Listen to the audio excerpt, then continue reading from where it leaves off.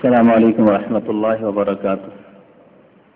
إن الحمد لله نحمده ونستعينه ونستغفره ونعوذ بالله من شرور أنفسنا ومن سيئات أعمالنا.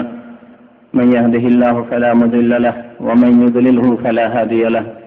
وأشهد أن لا إله إلا الله وحده لا شريك له وأشهد أن محمدا عبده ورسوله صلى الله تعالى عليه وعلى آله وصحبه وسلم تسليما كثيرا. أما بعد، فإن خير الحديث كتاب الله وخير الهدي هدي محمد صلى الله عليه وسلم وشر الأمور محدثاتها وكل محدثة بدعة وكل بدعة ضلالة وكل ضلالة في النار. أما بعد، فأعوذ بالله من الشيطان الرجيم. بسم الله الرحمن الرحيم. أولئك الذين يدعون يبتغون إلى ربهم الوسيلة أيهم أقرب ويرجون رحمته ويخافون عذابه إن عذاب ربك كان محذورا. মহান আল্লাহর সমস্ত প্রশংসা, যে আল্লাহ আমাদেরকে সৃষ্টি করেছেন এবং আমাদেরকে ইবাদতের আদেশ দান করেছেন। দরুদ ও সালাম নাযিল হোক আমাদের প্রিয় নবী মুহাম্মদ রাসূলুল্লাহ সাল্লাল্লাহু আলাইহি সাল্লামের উপর, যিনি মহান আল্লাহর দিন পূর্ণাঙ্গরূপে মানব জাতি পর্যন্ত পৌঁছে দিয়েছেন। আল্লাহুম্মা সাল্লি আলাইহি আল্লাহুম্মা বারিক আলাইহি। মহান আল্লাহ এমন এক জাত, এমন এক সত্তা, তার সাথে কোনো কিছুর কোনো কারো তুলনা চলে না। লাইসা কামিসলিহি শাই ওয়া হুয়াস সামিউল বাসীর। আল্লাহর মতো কোনো কিছু নেই, তবে তিনি সর্বশ্রোতা, সর্বদ্রষ্টা, সবকিছু শোনেন এবং সবকিছুই দেখেন। আল্লাহ রাব্বুল আলামিন শোনেন এবং দেখেন, অর্থাৎ আল্লাহর এসব ভালো ভালো গুণ রয়েছে, কিন্তু তার সাথে কারো তুলনা চলে না। আল্লাহ নিষেধ করেছেন তার সাথে কোনো কিছুকে তুলনা করতে। আল্লাহ তার গুণ সম্পর্কে সূরা ইখলাসে বলেছেন, ওয়ালাম ইয়াকুল লাহু কুফুয়ান আহাদ। আল্লাহর মতো, আল্লাহর সমকক্ষ, আল্লাহর সমতুল্য কেউ নেই। ওয়ালাম ইয়াকুল লাহু কুফুয়ান আহাদ। অনেক মানুষই পথভ্রষ্ট হয়েছে, গোমরা হয়েছে, সঠিক পথ হারা হয়েছে আল্লাহকে অন্যের সাথে তুলনা করার কারণে। আল্লাহকে কোনো রাজা, কোনো বাদশাহ, কোনো রাষ্ট্রনেতা, রাষ্ট্রপতি, প্রধানমন্ত্রী ইত্যাদি ইত্যাদির সাথে তুলনা করার কারণেই অনেকেই তাদের আকীদায়, তাদের ধারণায়, তাদের দ্বীনি বিশ্বাসে মুসলমান হওয়া সত্ত্বেও গোমরাহ পথভ্রষ্ট হয়েছে এবং তার কারণে শিরকে লিপ্ত হয়েছে। এই রকমের একটি আকীদা যেখানে বিভ্রান্তির শিকার হয়েছে এক শ্রেণীর মানুষেরা, এইরকমই একটি কর্ম বা আমল যেই ক্ষেত্রে মানুষ গোমরাহ হয়েছে অনেকেই, তা হচ্ছে ওয়াসিলা। আজকে ওয়াসিলা নিয়ে আলোচনা করব। ওয়াসিলার অর্থ কি আরবি ভাষায় এবং কোরআনের ভাষায়, এবং শরীয়তে ওয়াসিলা কি ধরনের হওয়া উচিত, কেমন ওয়াসিলা জায়েজ বা বৈধ বা তার আদেশ হয়েছে, এবং কোন ধরনের ওয়াসিলা করলে সেটি নাজায়েজ বা জায়েজ নয়, অবৈধ। জেনে রাখা উচিত যে ইসলামের বিধিবিধান, করণীয় বর্জনীয়, এগুলির ভিত্তি হচ্ছে আল্লাহ এবং রাসূলের বিধানের উপর। আপনি করবেন সৎ আমল বলে, ভালো কাজ বলে, সেটি সৎ আমল কিনা আল্লাহ এবং রাসূলের বিধানে, কোরআন এবং হাদিসে তার প্রমাণ থাকতে হবে। এইরকম একটি কাজ আপনি করবেন না, বর্জন করবেন, সেটি যে নিষিদ্ধ তার প্রমাণ থাকতে হবে। বিশেষ করে ইবাদতের ক্ষেত্রে আরো জেনে রাখা উচিত। ইবাদতের ক্ষেত্রে যেটি ইবাদত মনে করে, নিজের কাজ মনে করে, ভালো কাজ মনে করে আপনি করছেন, ওই ক্ষেত্রে জেনে রাখা উচিত যে আসল হচ্ছে যে তার প্রমাণ থাকতে হবে, ইতিবাচক প্রমাণ থাকতে হবে। এই মৌলিক নীতিটি মনে রাখবেন ইসলামের।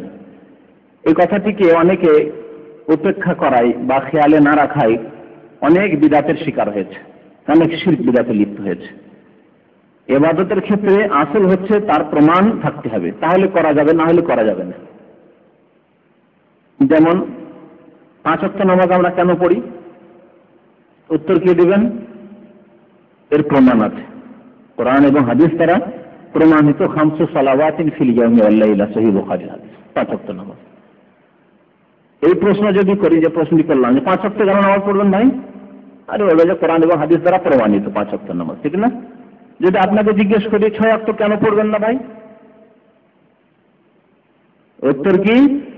প্রমাণ নেই ইসলামে।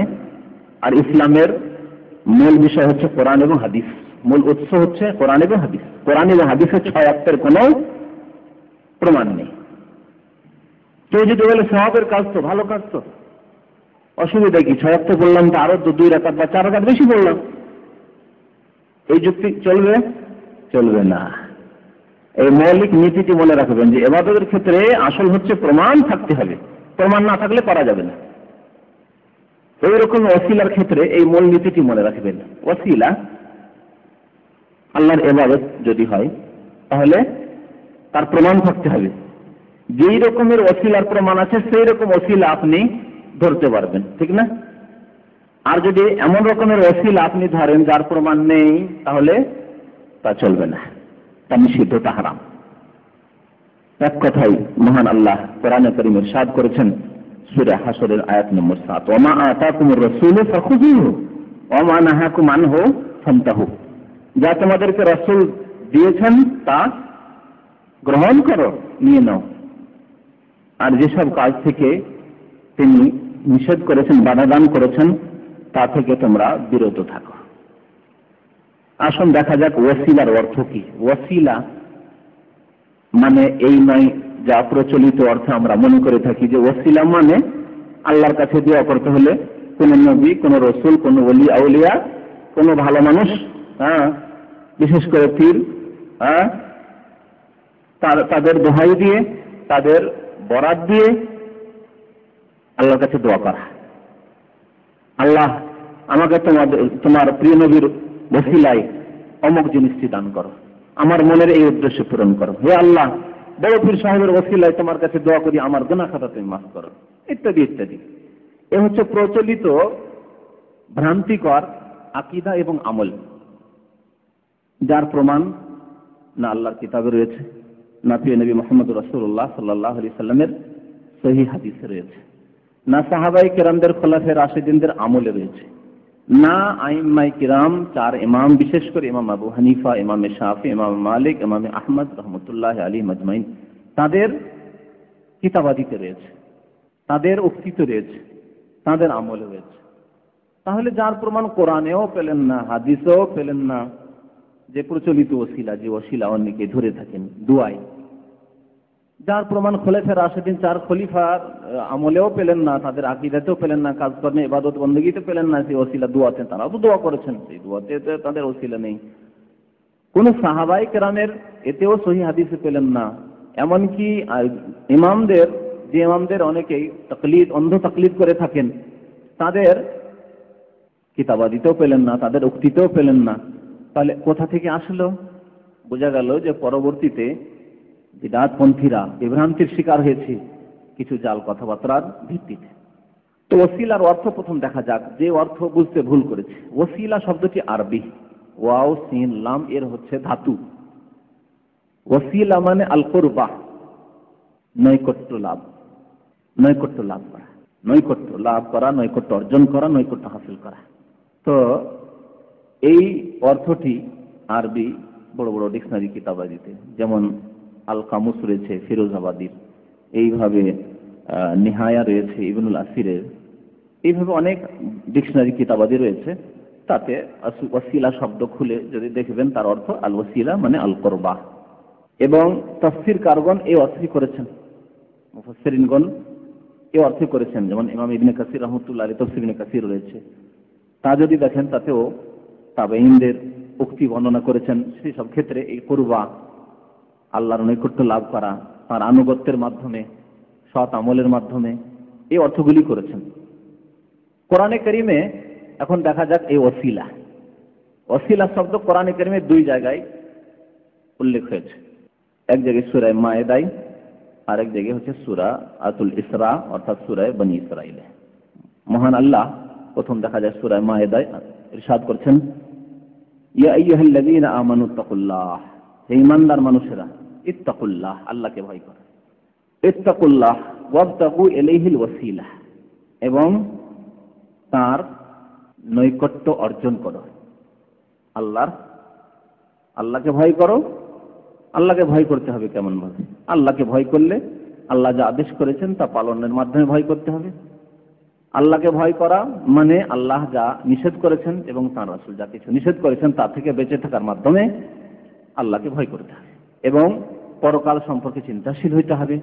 পরকালে জবাবদিহির জন্য চিন্তা হইতে হবে যে কিভাবে জবাবদিহি করব। যদি আল্লাহর আদেশ পালন না করি, আল্লাহর বাধা নিষেধ মেনে না চলি, হালাল হারাম যদি বাছাই না করি, ফরজ ওয়াজিব যদি আদায় না করি, রাসূলুল্লাহ সাল্লাল্লাহু আলাইহি ওয়াসাল্লামের তরিকায় যদি জীবন যাপন না করি, তাহলে জবাবদিহি কিভাবে করব? এইভাবে আল্লাহকে ভয় করে। আল্লাহকে ভয় করলে গুনাহ হবে না, গুনাহর কাজ করা হবে না। আল্লাহকে ভয় করলে আল্লাহর আদেশ অমান্য করা হবে না বা আদেশ ত্যাগ করা হবে না। ইয়া আইয়ুহাল্লাযীনা আমানু তাকুল্লাহ, হে ঈমানদার মানুষেরা আল্লাহকে ভয় করো, ওয়াবতাগু ইলাইহিল ওয়াসিলা, এবং আল্লাহর নৈকট্য অর্জন করা। আল্লাহর নৈকট্য অর্জন করার জন্য যা কিছু করতে হয়, সৎ কাজ করা এবং অসৎ কাজ থেকে, অবৈধ কাজ থেকে, হারাম কাজ থেকে বেঁচে থাকা। ওয়াজাহিদু ফি সাবিলিহি, যদি আল্লাহ নৈকট্য লাভ করতে হয় তাহলে কি করতে হবে? আল্লাহ বলছেন ওয়াজাহিদু ফি সাবিলিহি, তার পথে, আল্লাহ প্রদত্ত পথে তোমরা জিহাদ করো। জিহাদ করা মানে শাব্দিক অর্থ পরিশ্রম করা, মেহনত করা, সচেষ্ট হওয়া। এবং জিহাদের বিভিন্ন পর্যায় রয়েছে।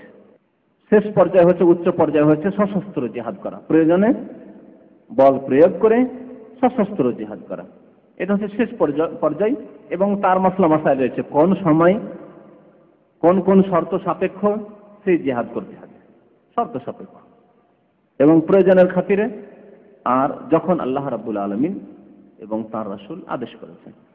বাকি নিম্নমানের একেবারে জিহাদ হচ্ছে অন্তর থেকে খারাপ কাজকে ঘৃণা করা। একেবারে নিম্নমানের জিহাদ হচ্ছে অন্তর থেকে খারাপ কাজকে ঘৃণা করা।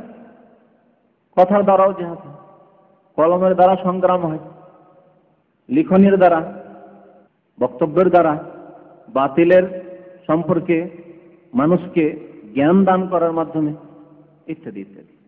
ভালো কাজের আদেশ করে খারাপ কাজ থেকে বাধা দান করে। ওয়াজাহিদু ফি সাবিলিহি, আল্লাহর রাস্তায় তোমরা মেহনত করো, পরিশ্রম করো। লাআল্লাকুম তুফলিহুন, তাহলে মুক্তি পাবে। সূরা মায়েদা আয়াত নম্বর 35। তো এখানে আল্লাহ রাব্বুল আলামিন ওসিলা শব্দ ব্যবহার করে, ওয়াবতাগু ইলাইহিল ওয়াসিলা, আল্লাহর নৈকট্য হাসিল করো। কেমন ভাবে নৈকট্য হাসিল করতে হবে তা পরে বলছি। সংক্ষেপে বলেছি যে আল্লাহ যা আদেশ করেছেন তা পালনের মাধ্যমে, এবং যা কিছু নিষেধ করেছেন আল্লাহ এবং তার রাসূল তা থেকে বিরত থাকার মাধ্যমে। আল্লাহ রাব্বুল আলামিন সূরা বনী ইসরাঈল ইরশাদ করেছেন আয়াত নম্বর 57, উলাইকাল্লাযীনা ইয়াদউনা ইয়াবতাগুনা ইলা রাব্বিহিমিল ওয়াসিলা। উলাইকা আল্লাযীনা ইয়াদউনা, যাদেরকে এই লোকেরা আহ্বান করে থাকে, ডেকে থাকে, যাদের কাছে দোয়া করে থাকে, যাদের পূজা করে থাকে। ইয়াবতাগুনা ইলা রাব্বিহিমিল ওয়াসিলা, তারা তাদের পালনকর্তার নৈকট্য অর্জনের জন্য সচেষ্ট হয়, নৈকট্য সন্ধান করে। ইয়াবতাগুন, সন্ধান করে, ইলা রাব্বিহিম, তাদের পালনকর্তার নৈকট্য। আল্লাহর সান্নিধ্য কি করে হাসিল হবে, আল্লাহর নৈকট্য লাভ কি করে হবে, তা তারা সন্ধান করে যাদের এরা পূজা করে থাকে, যাদের কাছে দোয়া করে থাকে, যাদের কাছে কামনা করে থাকে, যাদেরকে আহ্বান করে থাকে। উলাইকাল্লাযীনা ইয়াদউন ইয়াবতাগুনা ইলা রাব্বিহিমিল ওয়াসিলা আইয়ুহুম আকরাব, এবং তাদের প্রতিযোগিতা হয় সৎ আমলের ক্ষেত্রে। যাদের ইবাদত করছে, অর্থাৎ যাদেরকে সিজদা করা হচ্ছে, যাদের কাছে দোয়া করা হচ্ছে, যেমন সৎ মানুষরা যাদের পূজা শুরু হয়েছে নূহ আলাইহিস সালামের যুগে, পুতুলের আকারে। পূজা তো পুতুলের হতো, কিন্তু আসলে তো সেগুলি পুতুল নয়, পুতুলগুলি ছিল সৎ ব্যক্তিদের প্রতিমূর্তি, প্রতিছবি। এই প্রতিমূর্তি করে তারপরে পূজা শুরু হয়েছিল। এইরকমই এই যে কবরের পূজা হচ্ছে, এ তার মাটির পূজা নয়। ওই কবরে যে আল্লাহর নেক বান্দা শায়িত আছে, মারা গেছে, দাফন করা হয়েছে, তাকে দাফন করা হয়েছে বা হয়নি, আল্লাহ ভালো জানে কোনখানে কে দাফন আছে না আছে।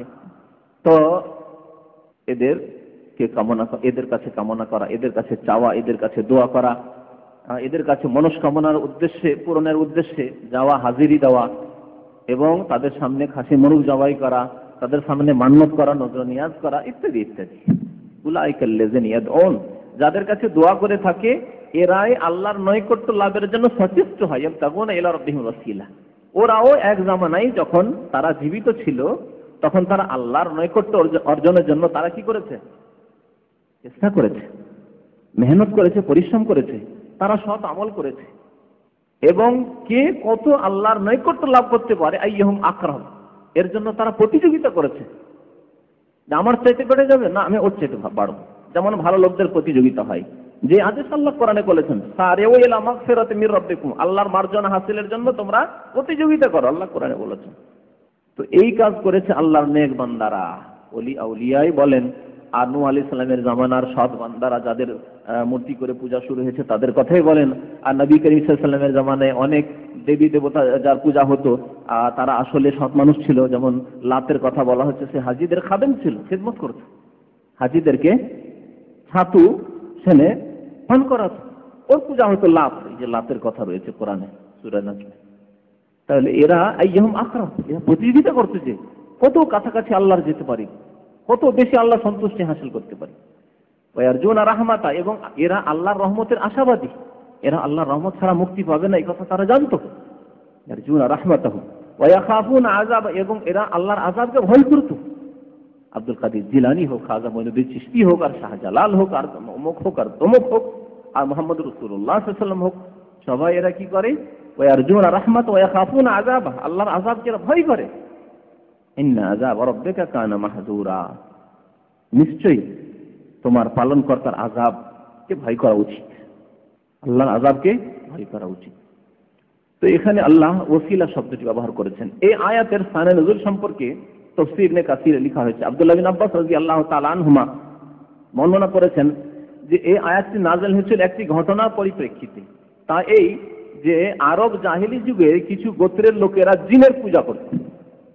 নবী করিম সাল্লাল্লাহু আলাইহি ওয়াসাল্লাম যখন নবী হলেন তখন এই জিনগুলি মুসলমান হয়ে গেল, ইসলাম গ্রহণ করেছিল অনেক জিনেই, এরা মুসলমান হয়ে গেছিল। তাহলে মুসলমান হয়ে যাওয়ার পরে এরা শিরক মুক্ত হয়ে গেছে, যে জিনগুলোর ভয়ে পূজা করতো। জিনের পূজা অনেকেই করে।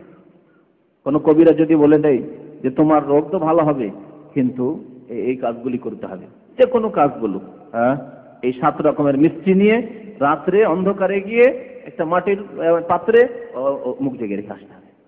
কি জন্য এগুলো করা হয়? জিনের খাবার, জিনের জন্য এই যে নজর নিয়াজ মান্নত পেশ করা হইলো, জিনের পূজা হচ্ছে জিনের পূজা। বা নদীতে পুকুরে অমুক অমুক জিনিস দেখে আসতে হবে, জিনের পূজা।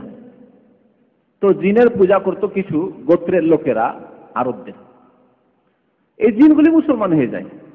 জিনেরা যে মুসলমান হয়ে গেছে এবং তাওহীদবাদী হয়ে গেছে, মুসলিম তারা, শিরক আর করে না এবং শিরক তারা মানেও না এবং শিরকে পছন্দ করে না, যেহেতু মুসলিম হয়ে গেছে তারা জিন। আর এই যে মূর্খ মুশরিকরা, পৌত্তলিক আরবের এই গোত্ররা, এরা পূজা চালিয়েই যাচ্ছে ওই জিনদের কাছে দোয়া করতেই আছে।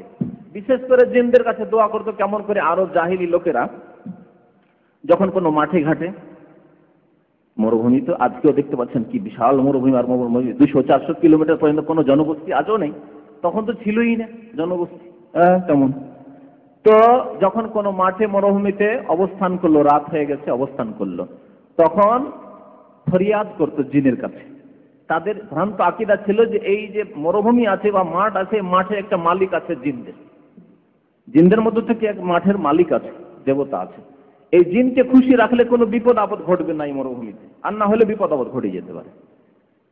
তাই গিয়ে সেখানে ওট বেঁধে দিল বা ছেড়ে দিল, তারপরে সেখানে আরাম করবে। আরাম করার আগেই ডাক দিত উচ্চ স্বরে, চিৎকার করে, যে হে এই উপত্যকার মালিক, হে ওয়াদির মালিক জিন, তোমার আশ্রয় গ্রহণ করছি। যেমন আমরা বলি আউযু বিল্লাহি মিনাশ শাইতানির রাজিম, আল্লাহ শিখিয়েছেন। তারা বলতো তোমার পানাহ চাইছি, তোমার শরণাপন্ন হচ্ছি, আমাদেরকে পানাহ দান করবে, আশ্রয় দান করবে, আমাদের হেফাজত করবে। এইভাবে জিনদের বিভিন্ন রকম তারা পূজা করত, জিনদেরকে ডাকত। আল্লাহ রাব্বুল আলামিন এই আয়াত নাযিল করলেন যে জিনেরা তো মুসলমান হয়ে গেছে, মুসলমান হয়ে আযাবের চিন্তা করছে যে আল্লাহ আযাব থেকে কেমন করে বাঁচবো, তোমার রহমত কেমনে হাসিল হবে, এরা প্রতিযোগিতা লেগে আছে সৎ আমলের। আর এই মুশরিক পৌত্তলিক মানুষরা, আরবের কিছু গোত্র, এরা ওই জিনদের পূজাতে লেগে আছে, জিনদের কাছে দোয়া করতে আছে, ফরিয়াদ করতে আছে। উলাইকাল্লাযিনা ইয়াদউনা ইয়াবতাগুনা ইলা রাব্বিহিমুল ওয়াসিলা। তো এই ছিল ওসিলা সম্পর্কে দুটি আয়াত কোরআনে কারীম। তাহলে ওসিলা মানে নৈকট্য হাসিল করা, কুরবা। ইমাম ইবনে কাসির রাহমাতুল্লাহ আলাইহি আব্দুল্লাহ বিন আব্বাস থেকে বর্ণনা করছেন, আব্দুল্লাহ বিন আব্বাস সাহাবীর কথা, যিনি সাহাবায়ে কেরামদের মধ্যে সবচেয়ে বড় মুফাসসির ছিলেন। এই আব্দুল্লাহ বিন আব্বাস বলেন, আল ওয়াসিলা হি আল কুরবা, ওসিলা হচ্ছে নৈকট্য অর্জন করা। মুজাহিদ একজন তাবেঈ, বিখ্যাত মুফাসসির ছিলেন, তিনিও এইরকম বলেছেন, আল ওয়াসিলা ওয়াল কুরবা। কাতাদা একজন তাবেঈ মুফাসসির, তিনি বলছেন তাকাররাবু ইলাইহি ওয়াবতাগু ইলাইহিল ওয়াসিলা, মানে তাকাররাবু ইলাইহি বিতাআতিহি ওয়াল আমাল বিমা ইউরদি। আল্লাহর নৈকট্য লাভ করো, তাকাররাবু ইলাইহি, আল্লাহর নৈকট্য লাভ করো, সান্নিধ্য লাভ করো। কিভাবে? এমন আমল করে যা আল্লাহকে সন্তুষ্ট করতে পারে, ওয়াল আমালু বিমা ইউরদি, এবং আনুগত্যের মাধ্যমে আল্লাহর নৈকট্য, তাকাররাবু ইলাইহি বিতাআহ, আনুগত্যের মাধ্যমে আল্লাহ এবং রাসূলের আনুগত্য করে নৈকট্য লাভ করো, অর্জন করো, এবং এমন আমল করো যার দ্বারা আল্লাহ সন্তুষ্ট হয়। আল্লাহ সন্তুষ্ট হলে আল্লাহর সান্নিধ্য হাসিল হবে। ওসিলা প্রথম বলা যেতে পারে দুই প্রকার, জায়েজ ওসিলা আর নাজায়েজ ওসিলা, বৈধ ওসিলা, অবৈধ ওসিলা। জায়েজ ওসিলা যেগুলি শরীয়তে প্রমাণ রয়েছে, যার প্রমাণ রয়েছে, পরে বলবো কি কি ওসিলার প্রমাণ রয়েছে, এবং সেই ওসিলাগুলি অর্থাৎ সেইভাবে আল্লাহ নৈকট্য লাভ করতে হবে। ওসিলার অর্থ মনে রাখবেন, মানে নৈকট্য লাভ করা। তাহলে আল্লাহর নৈকট্য লাভের ক্ষেত্রে কতগুলি ওসিলা রয়েছে, মাধ্যম রয়েছে, যার মাধ্যমে আল্লাহ নৈকট্য লাভ করা শরীয়ত সম্মত, অর্থাৎ আমার জন্য আপনার জন্য করণীয়। রাসূলুল্লাহ সাল্লাল্লাহু আলাইহি ওয়াসাল্লাম দিয়েছেন, কোরআনে ও হাদিসেও প্রমাণ রয়েছে। আর দ্বিতীয় প্রকার ওসিলা হচ্ছে নিষিদ্ধ ওসিলা, অর্থাৎ এমন মাধ্যম অবলম্বন করা, এমন ভাবে আল্লাহ নৈকট্য লাভ করা, এমন ভাবে আল্লাহর কাছে দোয়া করা যা আল্লাহ দেননি, তার রাসূলও দেননি, এবং সাহাবায়ে কেরাম খোলাফায়ে রাশিদিনরাও তা করেননি, আইম্মায়ে কেরামরাও করেননি। জায়েজ এবং নাজায়েজ ওসিলা। জায়েজ ওসিলা তিন প্রকার, যে ওসিলাগুলি অবলম্বন করবেন, যার মাধ্যমে আল্লাহর নৈকট্য লাভ করবেন। প্রথম হচ্ছে আল্লাহর নাম, গুণাবলী, নাম গুণবাচক নাম। আল্লাহর জাতি নাম হচ্ছে আল্লাহ, এবং সিফাতি নাম অর্থাৎ গুণবাচক নাম 99টি নাম রয়েছে, রহমান, রহিম, গফফার, কাহার, গফুর। তো আল্লাহ রাব্বুল আলামিনের যতগুলি নাম রয়েছে, এই নামগুলির মাধ্যমে আল্লাহর নিকট দোয়া করা, মানে আল্লাহর নৈকট্য লাভ করা। আল্লাহ 99টি নামের মাধ্যমে আল্লাহ নৈকট্য লাভ করা। প্রিয় নবী মুহাম্মদ রাসূলুল্লাহ সাল্লাল্লাহু আলাইহি ওয়াসাল্লাম একটি হাদিসে বলেছেন, বুখারীতে হাদিস রয়েছে, ইন্না লিল্লাহি 99 ইসমান, আল্লাহর 99টি নাম রয়েছে, আল্লাহর 99টি নাম রয়েছে, মিয়াতান ইল্লা ওয়াহিদা, 100তে এক কম। আর আল্লাহ রাসূল বলছেন স্পষ্ট করার জন্য যে 100তে এক কম, অর্থাৎ 99টি। মান আহসাহা দাখালাল জান্নাহ, যেই ব্যক্তি এই নামগুলি কি করলো, ইহসা করলো। ইহসার অর্থ কি? আহসাহা মানে শুধু মুখস্থ করাই নয়, ওর একটি মুখস্থ করাও, মনে রাখলো, এবং এর অর্থগুলি জানলো। আহসা, এর অর্থ জানলো। গফফার মানে কি, জব্বার মানে কি, রহমান মানে কি, রহিম মানে কি, সালাম মানে কি, ইত্যাদি ইত্যাদি যতগুলি আল্লাহ নাম রয়েছে, তাহলে অর্থ জানলো। এবং তৃতীয় হচ্ছে আহসার অর্থ যে তার প্রতি আমল করলো, তার মাধ্যমে দোয়া করলো এবং তার বাস্তবায়ন করলো। তেমন করে নামগুলির বাস্তবায়ন করবে আল্লাহর গুণবাচন নামের। হে আল্লাহ তুমি রহমান, সুতরাং তুমি দয়া করো, বাস্তবায়ন করলেন। তুমি রহমান, অতি দয়াবান, সুতরাং তুমি আমার ওপর রহম করো, দয়া করো। দয়া চাইলেন এই রহমান নামের মাধ্যমে। রহমান আল্লাহর নাম, তুমি রহম করো। আল্লাহ তোমার নাম গফুর, গফফার, তুমি ক্ষমা করো, মার্জনা করো, এইভাবে। তাহলে অর্থও জানলেন তার, এবং সেই নামগুলিও জানা রয়েছে আপনার, আর তার সাথে সাথে নামগুলির প্রতি আমল করলেন, অর্থাৎ তার বাস্তবায়ন করলেন। মান আহসাহা, এইভাবে যে ইহসা করবে, অর্থাৎ সেগুলিকে জানবে এবং সেগুলির অর্থ জানবে এবং সেগুলিকে বাস্তবায়ন করবে, দাখালাল জান্নাহ, সেই ব্যক্তি জান্নাতে যাবে। অবশ্যই যে ব্যক্তি আল্লাহর কাছে দয়া চাইবে, যে ব্যক্তি আল্লাহ তুমি গফফার, তুমি গফুর, তুমি ক্ষমা করো, মার্জনা করো বলবে, আল্লাহ মাফ করবেন অবশ্যই।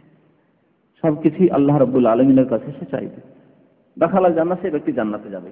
আল্লাহ রাব্বুল আলামিন কোরআনে কারীমে ইরশাদ করেছেন সূরা আরাফ, সূরা আরাফের 180 নম্বর আয়াতে আল্লাহর নামগুলি সম্পর্কে, ওয়ালিল্লাহিল আসমাউল হুসনা ফাদউহু বিহা। আল্লাহর সুন্দর সুন্দর নাম রয়েছে। আসমা ইসমের বহুবচন, আল্লাহর অনেক সুন্দর সুন্দর নাম রয়েছে। হুসনা মানে ভালো ভালো সুন্দর সুন্দর সুন্দর আল্লাহর নাম রয়েছে। ফাদউহু বিহা, সুতরাং আল্লাহর নিকট তোমরা দোয়া করো এই নামগুলির মাধ্যমে, নামগুলির মাধ্যমে দোয়া করো। যেমন ওর উদাহরণ দিয়ে বুঝালাম যে নামগুলির মাধ্যমে কেমন করে দোয়া করবেন, ওই হাদিসকে সামনে রেখে যে হাদিসটি বললাম আর এই আয়াত, যে নামগুলির মাধ্যমে তোমরা আল্লাহর নিকট দোয়া করো। আল্লাহ কোরআনে শেখাচ্ছেন যেভাবে দোয়া করো। তাহলে এই নামগুলির মাধ্যমে আল্লাহর নিকট দোয়া করে আল্লাহর নৈকট্য অর্জন করা, এ হচ্ছে একটি ওসিলা। এবং আল্লাহর নাম এবং গুণাবলী, আল্লাহর নাম যেমন রহিম বা রহমান, তাহলে রহমত দয়া করা হচ্ছে কার গুণ? আল্লাহর গুণ। সবচেয়ে বেশি দয়াকারী এবং যিনি খালেক, স্রষ্টা, সৃষ্টিকর্তা, তাঁর দয়া। আগেই বলেছি যে আল্লাহর সাথে এবং আল্লাহর গুণের সাথে কোনো কিছুর তুলনা চলে না। যতই আপনার বাবা আপনার মা দয়া করুক, আল্লাহর দয়ার সাথে কোনো তুলনা আছে? হ্যাঁ, কোনো তুলনা নেই। ওয়ালাম ইয়াকুল্লাহু কুফুয়ান আহাদ, আগেই বলেছি। তো এইভাবে আল্লাহ রাব্বুল আলামিনের নামের মাধ্যমে নৈকট্য লাভ করা, মানে নামের ওসিলাই, আল্লাহর নামগুলি ব্যবহার করে, নামগুলিকে উচ্চারণ করে, নামের ওসিলাই আল্লাহর নিকট দোয়া করা। এ হচ্ছে দোয়াতে আল্লাহর নাম দিয়ে ওসিলা ধরা। যেমন কোরআনে কারীমে সুলাইমান আলাইহিস সালামের দোয়া রয়েছে, তাতে আল্লাহর রহমতের দোহাই দিয়ে, আল্লাহর রহমতের দোহাই দিয়ে, ওসিলা দিয়ে তিনি দোয়া চেয়েছেন, কোন মানুষের দোহাই দিয়ে না। তার পূর্বপুরুষ ইব্রাহিম আলাইহিস সালাম ছিলেন, ইব্রাহিম খলিলুল্লাহ, ইব্রাহিম আলাইহিস সালামের দোহাই দিয়ে কি দোয়া করলেন? না, সুলাইমান আলাইহিস সালাম দোয়া করেছেন, আল্লাহ রব্বি আউজিনি আন আশকুরা নি'মাতাকা আল্লাতী আন'আমতা আলাইহি ওয়া আলা ওয়ালিদাইয়া ওয়া আন আ'মালা সালিহান তারদাহু ওয়া আদখিলনি বিরহমাতিকা ফি ইবাদিকাস সালিহিন। দোয়া করছেন সুলাইমান আলাইহিস সালাম। আল্লাহ যখন বিশাল রাজত্ব তাকে দান করেছেন, এমনকি এক রানী তার কাছে পরাজয় স্বীকার করে আসতে বাধ্য হল, এবং আসলামতু মা সুলাইমান লিল্লাহি রাব্বিল আলামিন, ইসলাম গ্রহণ করলো সেই মহিলা বিলকিস। আল্লাহ রাব্বুল আলামিন চোখের পলকে এমন ব্যক্তিকে আল্লাহ তার জন্য নিয়োজিত করে দিলেন যে চোখের পলকে বিলকিসের সিংহাসনকে নিয়ে এসে পৌঁছে দিল সুলাইমান আলাইহিস সালামের দরবারে। সুলাইমান আলাইহিস সালাম পাখির ভাষা বুঝতে পারছেন, হুদহুদের ভাষা বুঝতে পারছেন। হুদহুদ পাখির ঘটনা কোরআনে রয়েছে। পাখি এসে খবর দিচ্ছে যে আমি এমন কিছু দেখে এসেছি যা আপনি জানেন না। মানে সুলাইমান আলাইহিস সালাম নবী হওয়া সত্ত্বেও, এবং একজন বাদশাহ, নবীর সাথে বাদশাহ ছিলেন তিনি, বাদশাহ হওয়া সত্ত্বেও জানেন না যে নেয়ামত, তোমার নিয়ামতের যাতে করে শুকরিয়া আমি জ্ঞাপন করতে পারি, শুকরিয়া আদায় করতে পারি। আল্লাতী আন'আমতা আলাইহি, যে নিয়ামত আমার উপর করেছে, অনুগ্রহ করেছো। ওয়া আলা ওয়ালিদাইয়া, এবং আমার মাতা পিতাকে যে অনুগ্রহ করেছো, ইহসান করেছো আমার মাতা পিতার উপর। দাউদ আলাইহিস সালামের উপর আল্লাহর বড় দান ছিল, অনুগ্রহ ছিল, নাম ছিল, তার জন্য যেন শুকরিয়া আদায় করতে পারি। ওয়ান আমালা সালিহান তারদা, এবং এমন ভালো আমল যাতে করতে পারি যার উপর তুমি সন্তুষ্ট হয়ে যাও। ওয়া আদখিলনি বিরহমাতিকা, হে আল্লাহ তোমার রহমতের দ্বারা, বিরহমাতিকা তোমার রহমতের মাধ্যমে, দেখো রহমত কি? আল্লাহর রহমত হচ্ছে আল্লাহর গুণ, একে মাধ্যম বানালে আল্লাহর নৈকট্য লাভের জন্য। আল্লাহ তোমার অশেষ রহমত রয়েছে, তোমার অশেষ রহমতে আমাকে অন্তর্ভুক্ত করো। কাদের? ইবাদিকাস সালিহিন, সৎ বান্দাদের, সৎ বান্দাদের অন্তর্ভুক্ত করো। সুলাইমান আলাইহিস সালাম আল্লাহর গুণ নিয়ে, গুণের মাধ্যমে আল্লাহর নৈকট্য অর্জনের জন্য দোয়া করলেন আল্লাহর কাছে। ওয়াদখিলনি বিরহমাতিকা, আল্লাহর রহমতের, আল্লাহর মাগফিরাতের, আল্লাহর মার্জনার ইত্যাদি যত গুণ রয়েছে এর মাধ্যমে আল্লাহর কাছে দোয়া করা, এই হচ্ছে কোরআনের বিধান। সুলাইমান আলাইহিস সালামের দোয়া, নবীদের দোয়া। নবী করিম সাল্লাল্লাহু আলাইহি ওয়াসাল্লাম একটি দোয়া খুব বেশি বেশি করতেন, আপনাদের অনেকের মুখস্থ হবে হয়তো, তিরমিজির হাদিস, ইয়া হাইয়ু ইয়া কাইয়ুম বিরহমাতিকা আস্তাগীস বা নাস্তাগীস, এক বচন বা বহু বচন বলেন। ইয়া হাইয়ু ইয়া কাইয়ুম বিরহমাতিকা নাস্তাগীস, হে চিরঞ্জীব, হাইয়ু, আল্লাহর নাম হচ্ছে আল হাই, 99টি নামের একটি নাম, মানে চিরঞ্জীব তিনি। ইয়া কাইয়ুম, হে সব কিছুর ধারণকারী, সবকিছুকে যিনি ধারণ করে রয়েছেন, কাইয়ুমুস সামাওয়াতি ওয়াল আরদ, আকাশ এবং জমিনকে ধারণ করে, সবকিছুকে আল্লাহ টিকিয়ে রেখেছেন। কাইয়ুম বেরহমাতিকা, তোমার রহমতের সাথে, তোমার রহমতের মাধ্যমে আস্তাগীস, আমি ফরিয়াদ করি, তোমার নিকট দরখাস্ত করি। আল্লাহর হাইয়্যু কাইয়ুম এবং আল্লাহর রহমতের কথা, এসবের মাধ্যমে আল্লাহর নৈকট্য লাভ করা, আল্লাহর নিকট দোয়া করা। নবী করিম সাল্লাল্লাহু আলাইহি সাল্লাম এই দোয়া বেশি বেশি পড়তেন এবং আমাদেরকে দোয়া শিখিয়েছেন। আরেকটি কথা এখানে বলে দিই যে এছাড়া কোরআনের অনেক দোয়া রয়েছে, হাদিসে অনেক দোয়া রয়েছে। কোরআন এবং হাদিসের দোয়া যদি একটু ভালো করে গবেষণামূলক একটু চিন্তা করেন, তাহলে এই দোয়াতে কোনো আল্লাহ ছাড়া অন্যের ওসিলা পাবেন না, আল্লাহর গুণ ছাড়া অন্য কারো ওসিলা পাবেন না। আছে কোরআন এবং হাদিসে কোনো সহি হাদিসে অথবা কোরআনের অনেক দোয়াই আছে, কোন একটি দোয়াতে আছে কোন নবী রাসূলের ওসিলা, ইব্রাহিমের ওসিলা, মুসার ওসিলা, মুহাম্মদ রাসূলুল্লাহর ওসিলা আছে? যে কোরআন আল্লাহ মানুষের হিদায়াতের জন্য নাযিল করেছেন, তাহলে কোনো ব্যক্তির বা কারো মর্যাদার, কারো মানের, কারো ইজ্জতের, কারো হুরমতের, কারো হক বলে দোয়া করা, বেহাক্কে মোহাম্মদ ইত্যাদি ইত্যাদি এসব বলে দোয়া করা যদি থাকতো, তাহলে কোরআনে একটি দোয়া তো নবী রাসূলদের এইরকম থাকতো, একটিও দোয়া পাবেন না খুঁজে আপনি। অথচ অনেক দোয়া রয়েছে ইব্রাহিম আলাইহিস সালামের, মুসা আলাইহিস সালামের দোয়া রয়েছে, নূহ আলাইহিস সালামের দোয়া, সূরা নূহ পড়ে দেখবেন যে নূহ আলাইহিস সালামের দোয়া রয়েছে, কোথাও পাবেন না। তাহলে সংক্ষেপে বললাম যে ওসিলার প্রথম প্রকার আল্লাহর নাম এবং গুণাবলীর মাধ্যমে দোয়া করা। দ্বিতীয় প্রকার ওসিলা মানে আল্লাহর নৈকট্য লাভের পন্থা দুআতে, তা হচ্ছে জায়েজ, কোরআন এবং হাদিস দ্বারা প্রমাণিত নেক আমল, সৎ কাজের মাধ্যমে আল্লাহর নিকট দোয়া করা। যে কাজ সেই মানুষ করেছে, অন্যের সৎ আমল নয়। হে আল্লাহ, আমার বাবা একজন আলেম ছিলেন, আমার বাবা একজন খুব আল্লাহর ওলি ছিলেন, আমার বাবা একজন খুব তাহাজ্জুদ গুজার ছিলেন, সুতরাং আমার গুনাহ খাতা মাফ করো, চলবে? আপনার বাবা ছিলেন তাহাজ্জুদ গুজার, আপনি ফাসিক, তো লাভ কি আপনার? অন্যের আমল দিয়ে নাই, নিজের আমল দিয়ে, নিজের কিছু সৎ আমল করে তারপরে আল্লাহর নিকট দোয়া কর, আল্লাহ আমি 2 রাকাত নামাজ পড়েছি, আল্লাহ আমি একটি সূরা তেলাওয়াত করেছি, আল্লাহ আজকে আমি তাহাজ্জুদ পড়েছি, আল্লাহ এই আজ বাবা মার জন্য আমি এত টাকা আজকে পাঠালাম, আল্লাহ আমাকে মুসিবত থেকে উদ্ধার করা, আল্লাহ আজকে মসজিদে এত টাকা আমি দান করলাম, এতিমখানায় এত টাকা দান করলাম, এই সৎ আমলের মাধ্যমে আমাকে মুসিবত থেকে উদ্ধার কর, আমার গুনাহ খাতা মাফ করে দাও, আল্লাহ আমার মনের উদ্দেশ্য পূরণ করে দাও। এই হচ্ছে ইসলামে নিজের নেক আমলকে ওসিলা বানিয়ে, মাধ্যম বানিয়ে আল্লাহর নিকট লাভ করা, আল্লাহর নিকট দোয়া করা। যাতে হবে কি, এই নেক আমলকে আল্লাহর কাছে পেশ করলেন নজরানা আল্লাহর দরবারে, তারপরে দোয়া করেছেন, আল্লাহ কবুল করবেন, আল্লাহ রাব্বুল আলামিন কবুল করবেন। এই তরিকা কোরআন এবং হাদিস দ্বারা প্রমাণিত, কোরআন এবং হাদিস দ্বারা প্রমাণিত। তাহলে ঈমান সবচেয়ে ভালো আমল হচ্ছে মানুষের ঈমান। এই জন্য একজন অমুসলিমের কোনো ইবাদত কবুল হবে না যদি নামাজ পড়ে কবুল হবে। রোজা রাখে যদি রমজান মাসে কোনো অমুসলিম কালমা লা ইলাহা ইল্লাল্লাহ পড়ে না, মুহাম্মদ রাসূলুল্লাহ পড়ে না, রোজা রাখে। আমাদের এক ভাই আসে এখানে, শুক্রবার দিন আসে, শুক্রবার আসলে কোনোদিন খায় না। একদিন জিজ্ঞেস করছি কি ব্যাপার, খান না কেন? আমি রোজা রাখি। খ্রিস্টান, রোজা রাখি, কাজ দেবে? কাজ দেবে না। মৌলিক বিষয় হচ্ছে কালেমা লা ইলাহা ইল্লাল্লাহ মুহাম্মাদুর রাসূলুল্লাহ, সাক্ষ্য দান করা আল্লাহ ছাড়া কেউ সত্য মাবুদ নেই, এবং এই আল্লাহর ইবাদতের পন্থা নিতে হবে, শিখতে হবে, গ্রহণ করতে হবে। কার মাধ্যমে? মুহাম্মাদুর রাসূলুল্লাহর মাধ্যমে, যেহেতু তিনি আল্লাহর রাসূল, আল্লাহর বিধান তিনি নিয়ে এসেছেন মানব জাতি পর্যন্ত।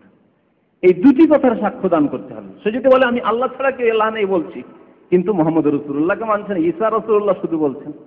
একজন মুসলিমের জন্য যেমন ঈসা রাসূলুল্লাহ বলতে হবে, মুসা রাসূলুল্লাহ বলতে হবে, তেমন মুহাম্মদুর রাসূলুল্লাহ বলতে হবে, না হলে উপায় নেই, মুক্তি নেই, কোনো মুক্তি নেই। তাহলে ঈমান প্রথম, সবচেয়ে ভালো আমল হচ্ছে মানুষের ঈমানের জন্য। ঈমান এবং সৎ আমলকে ওসিলা বানিয়ে, মানে মাধ্যম বানিয়ে, তার মাধ্যমে আল্লাহর নৈকট্য অর্জন করা বা দোয়া করা। এ হচ্ছে দ্বিতীয় প্রকারের শরীয়ত সম্মত জায়েজ বা মুস্তাহাব ভালো তরিকা, ভালো ওসিলা। এই ক্ষেত্রে দলিল শুনুন, কোরআনে বেশ কয়েকটি আয়াত রয়েছে, কয়েকটি দোয়াতে, কোরআনী দোয়া, যে দোয়াগুলি আল্লাহ শিখিয়েছে, আল্লাহ শেখানো দোয়া। কোরআনের দোয়া মানে আল্লাহর শেখানো দোয়া। আল্লাহ যে দোয়া শিখিয়েছেন সেই দোয়াতে ঈমান এবং সৎ আমলকে মাধ্যম বানিয়ে তার মাধ্যমে আল্লাহর নৈকট্য লাভের কথা, দোয়া করার কথা আল্লাহ শিখিয়েছেন।